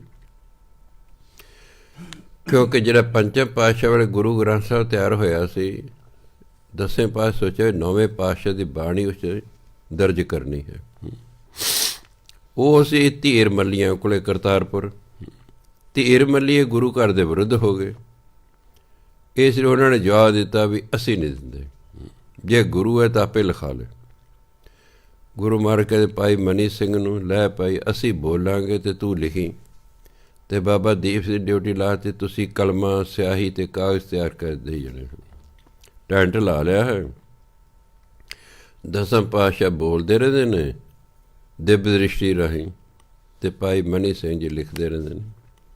ਦੁਪਹਿਰ ਤੱਕ ਲਿਖਾਉਂਦੇ ਨੇ, ਸ਼ਾਮ ਨੂੰ ਫਿਰ ਜੋ ਲਿਖਿਆ ਉਹਦੀ ਕਥਾ ਕਰਦੇ ਨੇ ਗੁਰੂ ਮਹਾਰਾਜ ਆਪ। ਸਾਰੀ ਸੰਗਤ ਬੈਠ ਕੇ ਉਸ ਕਥਾ ਸੁਣਦੀ ਹੈ। ਇਸ ਤਰ੍ਹਾਂ ਤਕਰੀਬਨ ਸਾਲ ਕੁੱਲ ਲੱਗ ਗਿਆ ਹੈ, ਗੁਰੂ ਗ੍ਰੰਥ ਸਾਹਿਬ ਤਿਆਰ ਹੋ ਗਏ। 30 ਅਗਸਤ 1706 ਈਸਵੀ ਨੂੰ ਗੁਰੂ ਗ੍ਰੰਥ ਸਾਹਿਬ ਸੰਪੂਰਨ ਹੋ ਗਏ। ਇਹਨੂੰ ਦਮਦਮੀ ਬੀੜ ਵੀ ਕਹਿੰਦੇ ਨੇ। ਜਿਸ ਗੁਰੂ ਮਹਾਰਾਜ ਦੀ ਹਜ਼ੂਰੀ 'ਚ ਬੈਠੇ ਇਹਨੂੰ ਕਹਿੰਦੇ ਦਮਦਮਣੀ ਬੀੜ, ਵੀ ਦਮਦਮਾ ਸਾਹਿਬ ਦੇ ਵਿੱਚ ਗੁਰੂ ਗ੍ਰੰਥ ਤਿਆਰ ਸੰਪੂਰਨ ਹੋਇਆ। ਫਿਰ ਗੁਰੂ ਮਹਾਰਾਜ ਨੂੰ ਪਤਾ ਸੀ ਵੀ ਜਿਵੇਂ ਪਹਿਲਾਂ ਪੰਚਮ ਪਾਤਸ਼ਾਹ ਨੇ ਇੱਕੋ ਹੀ ਬੀੜ ਤਿਆਰ ਕਰਵਾਈ ਸੀ, ਉਹ ਦੁਸ਼ਮਣਾਂ ਦੇ ਹੱਥ ਆ ਗਈ, ਫਿਰ ਕੌਮ ਦੀ ਅਗਵਾਈ ਕਿਵੇਂ ਹੋਵੇਗੀ? ਉਹਨਾਂ ਤਾਂ ਅਸੀਂ ਦੇਹਧਾਰੀ ਗੁਰੂ ਦੀ ਪ੍ਰਥਾ ਬੰਦ ਕਰ ਦੇਣੀ ਹੈ। ਇਸ ਲਈ ਭਾਈ ਦੀਪ ਸਿੰਘ ਡਿਊਟੀ ਲਾਈ ਵੀ ਇੱਕ ਸਰੂਪ ਹੋਰ ਤਿਆਰ ਕਰੋ। 2 ਸਰੂਪ ਤਿਆਰ ਹੋ ਗਏ। ਫਿਰ ਉਹਨੇ ਕਿਹਾ ਤੁਸੀਂ ਹੋਰ ਸਰੂਪ ਤਿਆਰ ਕਰਦੇ ਰਹੋ, ਅਤੇ ਜਿੱਥੇ ਜਿੱਥੇ ਸੰਗਤ ਮੰਗ ਕਰੇ ਉੱਥੇ ਉੱਥੇ ਗੁਰਦੁਆਰੇ 'ਚ ਭੇਜ ਦੇਣ। ਇੱਕ ਸਰੂਪ ਜਿਹੜਾ ਹੈ ਦਮਦਮਾ ਸਾਹਿਬ ਰਹਿਣ ਦਿੱਤਾ। ਇੱਕ ਸਰੂਪ ਗੁਰੂ ਮਹਾਰਾਜ ਜਦੋਂ ਦੱਖਣੀ ਭਾਰਤ ਨੂੰ ਜਾਣਾ ਸੀ, ਇੱਕ ਸਰੂਪ ਨਾਲ ਲੈ ਗਏ, ਜਿਹਨੂੰ ਗੁਰਗੱਦੀ ਦੇਣੀ ਸੀ। ਗੁਰੂ ਗ੍ਰੰਥ ਹੁੰਦਾ ਤਾਂ ਹੀ ਗੁਰਗੱਦੀ ਦੇਣਾ, ਇੱਕ ਸਰੂਪ ਨਾਲ ਲੈ ਗਏ। ਆਪ ਜੀ ਅਕਤੂਬਰ 1706 ਈਸਵੀ ਨੂੰ ਜਿਹੜਾ ਹੈ ਇੱਥੋਂ ਦਮਦਮਾ ਸਾਹਿਬ ਤੋਂ ਚੱਲੇ ਨੇ। ਜਦੋਂ ਪਹੁੰਚੇ ਰਾਜਸਥਾਨ ਦੇ ਸ਼ਹਿਰ ਭਗੌਰ 'ਚ, ਉੱਥੇ ਭਾਈ ਨੰਦ ਲਾਲ ਜਿਹੜਾ ਪਹਿਲਾਂ ਆਪ ਜੀ ਦੇ ਸੇਵਕ ਹੁੰਦੇ ਸਨ, ਜਿਹੜਾ ਕਿ ਔਰੰਗਜ਼ੇਬ ਤੋਂ ਬਾਅਦ ਬਹਾਦਰ ਸ਼ਾਹ ਦੇ ਸੀ ਕਿ ਉਹਦੇ ਬੱਚਿਆਂ ਨੂੰ ਪੜ੍ਹਾਉਂਦੇ ਸਨ, ਉਹ ਆਪ ਜੀ ਨੂੰ ਮਿਲੇ। ਬਹਾਦਰ ਸ਼ਾਹ ਦੀ ਚਿੱਠੀ ਦਿੱਤੀ ਵੀ ਗੁਰੂ ਮਹਾਰਾਜ ਸਾਡੇ ਆਪਸ ਭਰਾਵਾਂ ਦੀ ਲੜਾਈ ਹੋ ਰਹੀ ਹੈ ਰਾਜਗੱਦੀ ਲਈ, ਇਸ ਲਈ ਤੁਸੀਂ ਸਾਡੀ ਸਹਾਇਤਾ ਕਰੋ। ਗੁਰੂ ਮਹਾਰਾਜ 25 ਸਿੰਘ ਭਾਈ ਦਇਆ ਸਿੰਘ ਦੇ ਭਾਈ ਧਰਮ ਸਿੰਘ ਦੀ ਅਗਵਾਈ ਦੇ ਵਿੱਚ 25 ਸਿੰਘ ਭੇਜੇ। ਬਹਾਦਰ ਸ਼ਾਹ ਜਿਹੜਾ ਹੈ ਉਹ ਲੜਾਈ ਜਿੱਤ ਗਿਆ ਅਤੇ ਦੇਸ਼ ਦਾ ਰਾਜਾ ਬਣ ਗਿਆ ਹੈ। ਬਹਾਦਰ ਸ਼ਾਹ ਨੇ ਸੁਨੇਹਾ ਭੇਜਿਆ ਵੀ ਤੁਸੀਂ ਮੈਨੂੰ ਦਿੱਲੀ ਆ ਕੇ ਮਿਲੋ। ਗੁਰੂ ਮਹਾਰਾਜ ਦਿੱਲੀ ਚਲੇ ਗਏ, ਜੋ ਬਹਾਦਰ ਸ਼ਾਹ ਨੇ ਬੜਾ ਸਤਿਕਾਰ ਕੀਤਾ। ਹੁਣ ਰਾਜੇ ਚਲਾਕ ਤੇ ਹੁੰਦੇ ਨੇ, ਸਿਆਣੇ ਹੋਣ ਨਾ ਹੋਣ, ਪਰ ਰਾਜੇ ਚਲਾਕ ਜ਼ਰੂਰ ਹੁੰਦੇ ਨੇ। ਸਿਆਣੇ ਤਾਂ ਬਹੁਤ ਘੱਟ ਰਾਜੇ ਹੋਏ ਨੇ। ਜਿਹੜੇ ਸਿਆਣੇ ਹੋਏ ਉਹਨਾਂ ਦਾ ਇਤਿਹਾਸ ਅਜੇ ਤੱਕ ਵੀ ਨਾਮ ਯਾਦ ਕਰਦਾ, ਅਤੇ ਜ਼ਾਲਮਾਂ ਦੇ ਵੀ ਨਾਮ ਵੀ ਹੈਗੇ ਹਨ। ਸਿਆਣੇ ਥੋੜ੍ਹੇ ਨੇ, ਹਾਂ ਚਲਾਕ ਇਹ ਸਾਰੇ ਹੁੰਦੇ ਨੇ। ਉਹਨੇ ਸੋਚਿਆ ਵੀ ਜੇ ਗੁਰੂ ਮਹਾਰਾਜ ਵਾਪਸ ਪੰਜਾਬ ਨੂੰ ਚਲੇ ਗਏ, ਇਹ ਤਾਂ ਸਿੱਖਾਂ ਨੂੰ ਫਿਰ ਇਕੱਠਾ ਕਰ ਲੈਣਗੇ, ਫਿਰ ਮੂਲ ਰਾਜ ਨੂੰ ਖਤਰਾ ਹੋ ਜਾਏਗਾ। ਇਹਨਾਂ ਨੂੰ ਦੱਖਣੀ ਭਾਰਤ ਨੂੰ ਲੈ ਚੱਲੋ, ਨਾ ਇਹਨਾਂ ਦੀ ਕੋਈ, ਨਾ ਸਿੱਖਾਂ ਦੀ ਕੋਈ ਅਗਵਾਈ ਕਰਨ ਵਾਲਾ ਪੰਜਾਬ 'ਚ ਰਹੇਗਾ, ਨਾ ਸਾਨੂੰ ਉਹਨਾਂ ਤੋਂ ਕੋਈ ਖਤਰਾ ਹੋਵੇਗਾ। ਕਿਉਂਕਿ ਲੀਡਰ ਤਾਂ ਹਰ ਕੌਮ ਨੂੰ ਚਾਹੀਦਾ ਹੁੰਦਾ, ਹਰ ਜਥੇਬੰਦੀ ਨੂੰ ਲੀਡਰ ਚਾਹੀਦਾ ਹੁੰਦਾ। ਖੈਰ ਬਹਾਦਰ ਸ਼ਾਹ ਕਹਿੰਦਾ ਮੈਂ ਦੱਖਣੀ ਭਾਰਤ ਨੂੰ ਚੱਲਿਆ, ਮੇਰੀ ਬੇਨਤੀ ਹੈ ਤੁਸੀਂ ਮੇਰੇ ਨਾਲ ਚੱਲੋ। ਗੁਰੂ ਮਹਾਰਾਜ ਚੰਗਾ ਚੱਲਦੇ ਹਾਂ ਜੀ। ਚਲੋ ਜੀ, ਨੰਦੇੜ ਸਾਹਿਬ ਜਾ ਕੇ ਗੁਰੂ ਮਹਾਰਾਜ ਕਹੇ ਸੀ ਤੇ ਇੱਥੇ ਠਹਿਰਨਾ ਹੈ, ਅਤੇ ਤੁਸੀਂ ਜਿੱਥੇ ਨੂੰ ਅੱਗੇ ਜਾਣਾ ਚਲੇ ਜਾਓ। ਬਹਾਦਰ ਸ਼ਾਹ ਜਿੱਧਰ ਜਾਣਾ ਸੀ ਉੱਧਰ ਨੂੰ ਚਲੇ ਗਏ। ਗੁਰੂ ਮਹਾਰਾਜ ਨੰਦੇੜ ਸਾਹਿਬ ਆ ਗਏ। ਉੱਥੇ ਉਹਨੂੰ ਪਤਾ ਲੱਗੇ ਇੱਥੇ ਮਾਧੋ ਦਾਸ ਬੈਰਾਗੀ ਰਹਿੰਦਾ। ਗੁਰੂ ਮਹਾਰਾਜ ਮਾਧੋ ਦਾਸ ਬੈਰਾਗੀ ਨੂੰ ਮਿਲੇ ਸ਼ਾਮ। ਚਲੋ ਉਹ ਪਹਿਲਾਂ ਤਾਂ ਆਪਣੀ ਸ਼ਕਤੀਆਂ ਜੀ ਵਰਤਾਉਂਦਾ ਰਿਹਾ, ਪਰ ਉਹਦੀ ਕੋਈ ਪੇਸ਼ ਨਹੀਂ ਗਈ, ਅਤੇ ਆ ਕੇ ਫਿਰ ਗੁਰੂ ਮਹਾਰਾਜ ਮੱਥਾ ਟੇਕਦਾ ਹੈ। ਗੁਰੂ ਮਹਾਰਾਜ ਕਹਿੰਦੇ ਤੂੰ ਕੌਣ ਹੈ? ਕਹੇ ਜੀ ਮੈਂ ਤੁਹਾਡਾ ਬੰਦਾ। ਕਹੇ ਜੇ ਫਿਰ ਬੰਦਾ ਤਾਂ ਫਿਰ ਬੰਦੇ ਵਾਲੇ ਕੰਮ ਕਰ। ਕਹੇ ਦੱਸੋ ਜੀ ਮੈਂ ਕੀ ਕਰਾਂ? ਫਿਰ ਗੁਰੂ ਨਾਨਕ ਦੇਵ ਤੋਂ ਲੈ ਕੇ ਉਦੋਂ ਤੱਕ ਦਾ ਸਾਰਾ ਸਿੱਖਾਂ ਦਾ ਇਤਿਹਾਸ ਸੁਣਾਇਆ ਵੀ ਕਿਵੇਂ ਪੰਚਮ ਪਾਤਸ਼ਾਹ ਦੀ ਸ਼ਹੀਦੀ ਹੋਈ, ਕਿਵੇਂ ਨੌਵੇਂ ਪਾਤਸ਼ਾਹ ਦੀ ਹੋਈ, ਕਿਵੇਂ ਸਾਹਿਬਜ਼ਾਦੇ ਸ਼ਹੀਦ ਹੋਏ ਹੈ, ਸਾਰਾ ਦੱਸਿਆ ਵੀ ਕਿਵੇਂ ਜਿਹੜਾ ਸਰਹੰਦ ਦੇ ਨਵਾਬ ਨੇ ਇਸ ਤਰ੍ਹਾਂ ਨੀਹਾਂ ਚਿੜੇ ਸਾਹਿਬਜ਼ਾਦੇ, ਉਹਨੇ ਅੰਮ੍ਰਿਤ ਛਕ ਲਿਆ ਅਤੇ ਉਹ ਬੰਦਾ ਬਹਾਦਰ ਦੇ ਨਾਮ ਨਾਲ ਇਤਿਹਾਸ 'ਚ ਪ੍ਰਸਿੱਧ ਹੋ ਗਿਆ। ਗੁਰੂ ਮਹਾਰਾਜ ਨੇ ਉਹਨੂੰ ਜਿਹੜਾ ਹੈ 5 ਸਿੰਘ ਦਿੱਤੇ, 5 ਤੀਰ ਦਿੱਤੇ, ਹੋਰ ਸ਼ਸਤਰ ਦਿੱਤੇ, ਨਗਾਰਾ ਦਿੱਤਾ, ਨਿਸ਼ਾਨ ਸਾਹਿਬ ਦਿੱਤਾ, ਅਤੇ ਉਹਨੂੰ ਪੰਜਾਬ ਵੱਲ ਨੂੰ ਭੇਜਿਆ ਵੀ ਜਾ ਕੇ ਜ਼ਾਲਮਾਂ ਦਾ ਤਹਿਸ ਨਹਿਸ ਕਰ। ਅਤੇ ਫਿਰ ਆਪ ਜੀ ਨੂੰ ਪਤਾ ਵੀ ਉਹ ਜਿਹੜਾ ਬੰਦਾ ਬਹਾਦਰ ਨੇ ਆ ਕੇ ਫਿਰ ਜਿਹੜਾ ਸਰਹੰਦ ਦੀ ਇੱਟ ਖੜਕਾਤੀ। ਹਾਂਜੀ, ਫਿਰ ਇੱਕ ਵਾਰੀ ਬਹਾਦਰ ਸ਼ਾਹ ਮਿਲਣ ਆਇਆ ਹੈ ਨੰਦੇੜ 10ਵੇਂ ਪਾਤਸ਼ਾਹ। ਆਪ ਜੀ ਗੋਦਾਵਰੀ ਨਦੀ ਦੇ ਕੰਢੇ 'ਤੇ ਬੈਠੇ ਨੇ, ਜਿੱਥੇ ਅੱਜ ਕੱਲ੍ਹ ਹੀਰਾ ਘਾਟ ਬਣਿਆ ਹੋਇਆ, ਇੱਥੇ ਬੈਠੇ। ਰਾਜਾ ਆਇਆ ਹੈ ਬਹਾਦਰ ਸ਼ਾਹ, ਉਹਨੇ ਜਿਹੜਾ ਹੈ ਹੀਰਾ ਭੇਟ ਕੀਤਾ ਗੁਰੂ ਮਹਾਰਾਜ ਨੂੰ। ਗੁਰੂ ਮਹਾਰਾਜ ਹੀਰਾ ਚੱਕਿਆ, ਨਦੀ ਸੁੱਟਤਾ। ਰਾਜਾ ਕਹਿੰਦਾ ਮਹਾਰਾਜ ਜੀ ਤੁਸੀਂ ਨਹੀਂ ਸੀ ਰੱਖਣਾ, ਇਹ ਮੈਨੂੰ ਹੀ ਦੇ ਦਿੰਦੇ ਵਾਪਸ। ਕਹਿੰਦੇ ਕੋਈ ਨਹੀਂ, ਉਹ ਤਾਂ ਚੱਕ ਲੈ, ਉਹ ਕਿਹੜਾ ਰੁੜਿਆ। ਜਦੋਂ ਬਹਾਦਰ ਸ਼ਾਹ ਨੇੜੇ ਗਿਆ, ਕੀ ਵੇਖਦਾ ਉਹ ਜੇ ਪਤਾ ਨਹੀਂ ਉੱਥੇ ਕਿੰਨੇ ਕੁ ਹੀਰੇ ਪਏ ਨੇ। ਵਾਪਸ ਆ ਗਿਆ ਹੈ। ਗੁਰੂ ਮਹਾਰਾਜ ਕਹਿੰਦੇ ਦੇਖੋ ਲੋਕਾਂ ਦੇ ਜਿਹੜੇ ਮਨ ਨੇ ਉਹ ਵੀ ਹੀਰਿਆਂ ਦੀ ਤਰ੍ਹਾਂ ਕੀਮਤੀ ਹੁੰਦੇ ਨੇ, ਉਹਨਾਂ ਤੋਂ ਤੁਸੀਂ ਤੋੜ ਦਿਓ। ਆ ਪੱਥਰਾਂ ਤੁਸੀਂ ਸਾਹਮਣੇ ਦੇ ਲੱਗੇ ਹੋਏ, ਕਿਆ ਫਾਇਦਾ ਇਸ ਦਾ ਹੈਗਾ? ਸਾਨੂੰ ਪੱਥਰਾਂ ਦੀ ਲੋੜ ਨਹੀਂ। ਤੁਸੀਂ ਆਪਣੇ ਹਿਰਦੇ ਨੂੰ ਨਰਮ ਕਰੋ, ਲੋਕਾਂ ਦਾ ਭਲਾ ਕਰੋ। ਤੁਸੀਂ ਪੱਥਰ ਰੱਖ ਕੇ ਆਪਣੇ ਮਨਾਂ ਨੂੰ ਤੁਸੀਂ ਪੱਥਰ ਦਿਲ ਬਣਾ ਲਿਆ। ਚਲੋ ਵਿਚਾਰਾ ਸ਼ਰਮਿੰਦਾ ਹੋ ਗਿਆ, ਚੁੱਪ ਕਰ ਰਿਹਾ ਹੈ, ਵਾਪਸ ਚਲਿਆ ਗਿਆ। ਜਦੋਂ ਸਰਹੰਦ ਦੇ ਨਵਾਬ ਨੂੰ ਪਤਾ ਲੱਗਾ ਵੀ ਗੁਰੂ ਮਹਾਰਾਜ ਦੇ ਸੰਬੰਧ ਤੇ ਬਹਾਦਰ ਸ਼ਾਹ ਨਾਲ ਬਹੁਤ ਵਧੀਆ ਨੇ, ਵੀ ਕਿਤੇ ਜਿਹੜਾ ਹੈ ਗੁਰੂ ਮਹਾਰਾਜ ਬਦਲਾ ਨਾ ਲੈਣ ਮੇਰੇ ਤੋਂ, ਬਹਾਦਰ ਸ਼ਾਹ ਨੂੰ ਕਹਿ ਕੇ ਵੀ ਇਹਨੇ ਬੱਚਿਆਂ ਨੂੰ ਨੀਹਾਂ 'ਚ ਚਿੜਿਆ ਸੀ। ਉਹਨੇ 2 ਪਠਾਨ ਜਿਹੜੇ ਨੇ ਬਹੁਤ ਸਾਰਾ ਲਾਲਚ ਦੇ ਕੇ ਪਿੱਛੇ ਲਾਤੇ 10ਵੇਂ ਪਾਤਸ਼ਾਹ ਦੇ, ਵੀ ਜਦੋਂ ਤੁਹਾਨੂੰ ਮੌਕਾ ਲੱਗੇ ਉਹਨਾਂ ਨੂੰ ਮਾਰ ਦੇਣਾ। ਐਂ ਤੰਬੂ 'ਚ ਇੱਕ ਲੇਟੇ ਹੋਏ ਨੇ ਆਪ ਜੀ ਦੀ ਆਦਤ ਸੀ ਹਮੇਸ਼ਾ ਨੰਗੀ ਤਲਵਾਰ ਆਪਣੇ ਹੱਥ 'ਚ ਰੱਖਦੇ ਸੱਜੇ 'ਚ। ਜਦ ਲੇਟਦੇ ਸੌਂਦੇ ਸਨ ਨੰਗੀ ਤਲਵਾਰ ਹਮੇਸ਼ਾ ਸੱਜੇ ਹੱਥ 'ਚ ਰੱਖਦੇ ਸਨ। ਆਪ ਜੀ ਨੀਂਦ ਆ ਗਈ ਥੋੜ੍ਹੀ ਜਿਹੀ, ਵੱਖੀ ਪਰਨੇ ਸੁੱਤੇ ਹੋਏ ਨੇ, ਉਹ ਪਠਾਨ ਨੇ ਮੌਕਾ ਵੇਖ ਕੇ ਛੁਰਾ ਮਾਰਿਆ ਵੱਖੀ 'ਚ। ਗੁਰੂ ਮਹਾਰਾਜ ਇੱਕਦਮ ਉੱਠੇ, ਉਹਨਾਂ ਨੇ ਜਿਹਨੇ ਛੁਰਾ ਮਾਰ ਕੇ ਭੱਜਣ ਲੱਗਾ ਸੀ ਉਹਨੇ ਤਾਂ ਆਪਣੀ ਤਲਵਾਰ ਨੂੰ ਉੱਥੇ ਹੀ ਵੜਤਾ। ਅਤੇ ਗੁਰੂ ਮਹਾਰਾਜ ਕੋਈ ਹੈ, ਇਹਦੇ 'ਚ ਸਿੰਘ ਆ ਗਏ। ਉਹਨੇ ਜਿਹੜਾ ਦੂਜਾ ਪਠਾਨ ਭੱਜਿਆ ਉਹਨੂੰ ਘੇਰ ਲਿਆ, ਉਹਨੂੰ ਵੀ ਕਤਲ ਕਰ ਦਿੱਤਾ ਉੱਥੇ। ਜਦੋਂ ਬਹਾਦਰ ਸ਼ਾਹ ਨੂੰ ਪਤਾ ਲੱਗਾ ਵੀ ਆਹ ਗੱਲ ਹੋ ਗਈ ਹੈ, ਉਹਨੇ ਆਪਣੇ ਵੈਦ ਭੇਜੇ ਵੀ ਜੋ ਜ਼ਖਮ ਜਾ ਕੇ ਠੀਕ ਕਰ। ਉਹਨਾਂ ਨੇ ਆ ਕੇ ਸਿਉਂ ਦਿੱਤਾ, ਦਵਾਈ ਦੇ ਦਿੱਤੀ। ਸਮਾਂ ਪਾ ਕੇ ਗੁਰੂ ਮਹਾਰਾਜ ਦੇ ਜ਼ਖਮ ਠੀਕ ਹੋ ਗਏ। ਚਲੋ 9/9 ਹੋ ਗਏ। ਫਿਰ ਇੱਕ ਦਿਨ ਜਿਹੜਾ ਕੋਈ ਬਹੁਤ ਵਧੀਆ ਕਮਾਨ ਤਿਆਰ ਕਰਕੇ ਲਿਆ।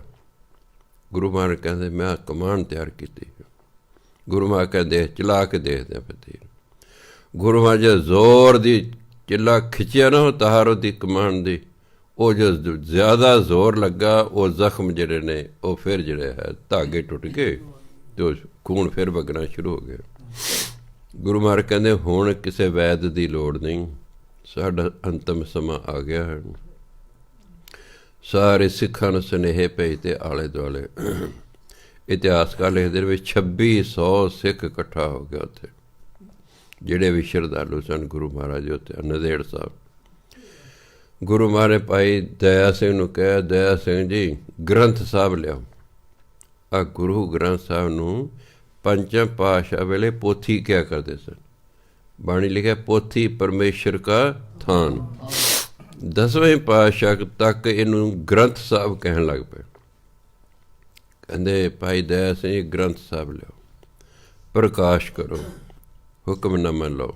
ਸਾਰੀ ਸੰਗਤ ਬੈਠੀ ਹੈ। ਗੁਰੂ ਮਹਾਰਾਜ ਨੇ 5 ਪੈਸੇ ਨਾਰੀਅਲ ਲੈ ਕੇ 3 ਪਰਿਕਰਮਾ ਕੀਤੀਆਂ ਅਤੇ ਮੱਥਾ ਟੇਕਤਾ ਅਤੇ ਸਾਰੇ ਸਿੱਖਾਂ ਨੂੰ ਹੁਕਮ ਕਰਤਾ ਹੈ ਕਿ ਅੱਗੇ ਤੋਂ ਗੁਰੂ ਗ੍ਰੰਥ ਸਾਹਿਬ ਹੀ ਤੁਹਾਡਾ ਗੁਰੂ ਹੋਵੇਗਾ। ਜੋ ਅਸੀਂ ਕੰਮ ਕਰਦੇ ਰਹੇ ਤੁਹਾਡੇ, ਇਹ ਬਾਣੀ ਹੁਣ ਅੱਗੇ ਤੋਂ ਤੁਹਾਡਾ ਉਹੀ ਕੰਮ ਕਰੇਗੀ। ਹਾਂਜੀ, ਸੋ ਅੱਗੇ ਤੋਂ ਦੇਹਧਾਰੀ ਗੁਰੂ ਦੀ ਪ੍ਰਥਾ ਬੰਦ ਕੀਤੀ ਜਾਂਦੀ ਹੈ ਅਤੇ ਜਿਹੜਾ ਹੈ ਇਹ ਗੁਰੂ ਗ੍ਰੰਥ ਸਾਹਿਬ ਵੀ ਤੁਹਾਡੇ ਗੁਰੂ ਹੋਣਗੇ। ਉਸ ਦਿਨ ਸੀ 6 ਕੱਤਕ 1708 ਈਸਵੀ, ਭਾਵ 20 ਅਕਤੂਬਰ 1708 ਈਸਵੀ ਨੂੰ ਗੁਰੂ ਗ੍ਰੰਥ ਸਾਹਿਬ ਨੂੰ ਗੁਰਗੱਦੀ ਦਿੱਤੀ ਗਈ ਅਤੇ ਅਗਲੇ ਦਿਨ 7 ਕੱਤਕ 1708 ਈਸਵੀ ਨੂੰ, ਭਾਵ 21 ਅਕਤੂਬਰ 1708 ਈਸਵੀ ਨੂੰ ਗੁਰੂ ਮਹਾਰਾਜ ਜੋਤੀ ਜੋਤ ਸਮਾ ਗਏ। ਸੋ ਇੰਨੀ ਮਹਾਨ ਆਤਮਾ ਜਿਨ੍ਹਾਂ 43 ਸਾਲਾਂ ਦੇ ਵਿੱਚ ਪਤਾ ਹੀ ਨਹੀਂ ਕਿੰਨੇ ਕੁ ਕੰਮ ਕਰਤੇ ਹੋਣ। ਇੰਨੇ 43 ਸਾਲ ਜੋ ਕਿੰਨੇ ਕੰਮ ਕਰ ਹੀ ਨਹੀਂ ਸਕੇ ਜਿੰਨੇ 10ਵੇਂ ਪਾਤਸ਼ਾਹ ਨੇ ਕਰਤੇ। ਜਿੰਨੇ ਵਿਦਵਾਨ ਨੇ, ਚਾਹੇ ਮੁਸਲਮਾਨ ਵਿਦਵਾਨ ਨੇ, ਚਾਹੇ ਸਿੱਖ ਨੇ, ਚਾਹੇ ਹਿੰਦੂ ਨੇ, ਉਹ ਕਹਿੰਦੇ ਵੀ ਗੁਰੂ ਗੋਬਿੰਦ ਸਿੰਘ ਵਰਗਾ ਇਨਸਾਨ ਜਿਹੜਾ ਹੈ ਕਦੇ ਸਦੀਆਂ ਬਾਅਦ ਹੀ ਸੰਸਾਰ 'ਤੇ ਆਉਂਦਾ ਹੈ। ਸੋ ਇੰਨੀ ਮਹਾਨ ਆਤਮਾ ਦਾ ਕੱਲ੍ਹ 9 ਜਨਵਰੀ ਨੂੰ ਪ੍ਰਕਾਸ਼ ਦਿਹਾੜਾ ਮਨਾਇਆ ਗਿਆ ਸੀ। ਮੈਨੂੰ ਉਮੀਦ ਸੀ ਕਿ ਸ਼ਾਇਦ 10 ਨੂੰ ਮੇਰਾ ਗਲਾ ਠੀਕ ਹੋ ਜਾਏਗਾ, ਉਹ ਸਗੋਂ 9 ਨਾਲੋਂ ਵੀ ਖਰਾਬ ਹੋ ਗਿਆ। ਚਲੋ ਡੰਗ ਆਪਾਂ ਨੇ ਸਾਰ ਲਿਆ ਹੈ। ਸੋ ਸਤਿਕਾਰਯੋਗ ਸਾਧ ਸੰਗਤ ਜੀ, ਇਹ ਮਜਬੂਰੀ ਹੁੰਦੀ ਹੈ, ਕੋਈ ਪਤਾ ਨਹੀਂ ਹੁੰਦਾ ਕਿਸ ਵੇਲੇ ਕੀ ਗੜਬੜ ਹੋ ਜਾਣੀ ਹੈ। ਸੋ ਇਹਨੇ ਬਚਨ ਪ੍ਰਵਾਨ ਕਰਨੇ। ਵਾਹਿਗੁਰੂ ਜੀ ਕਾ ਖਾਲਸਾ, ਵਾਹਿਗੁਰੂ ਜੀ ਕੀ ਫਤਿਹ।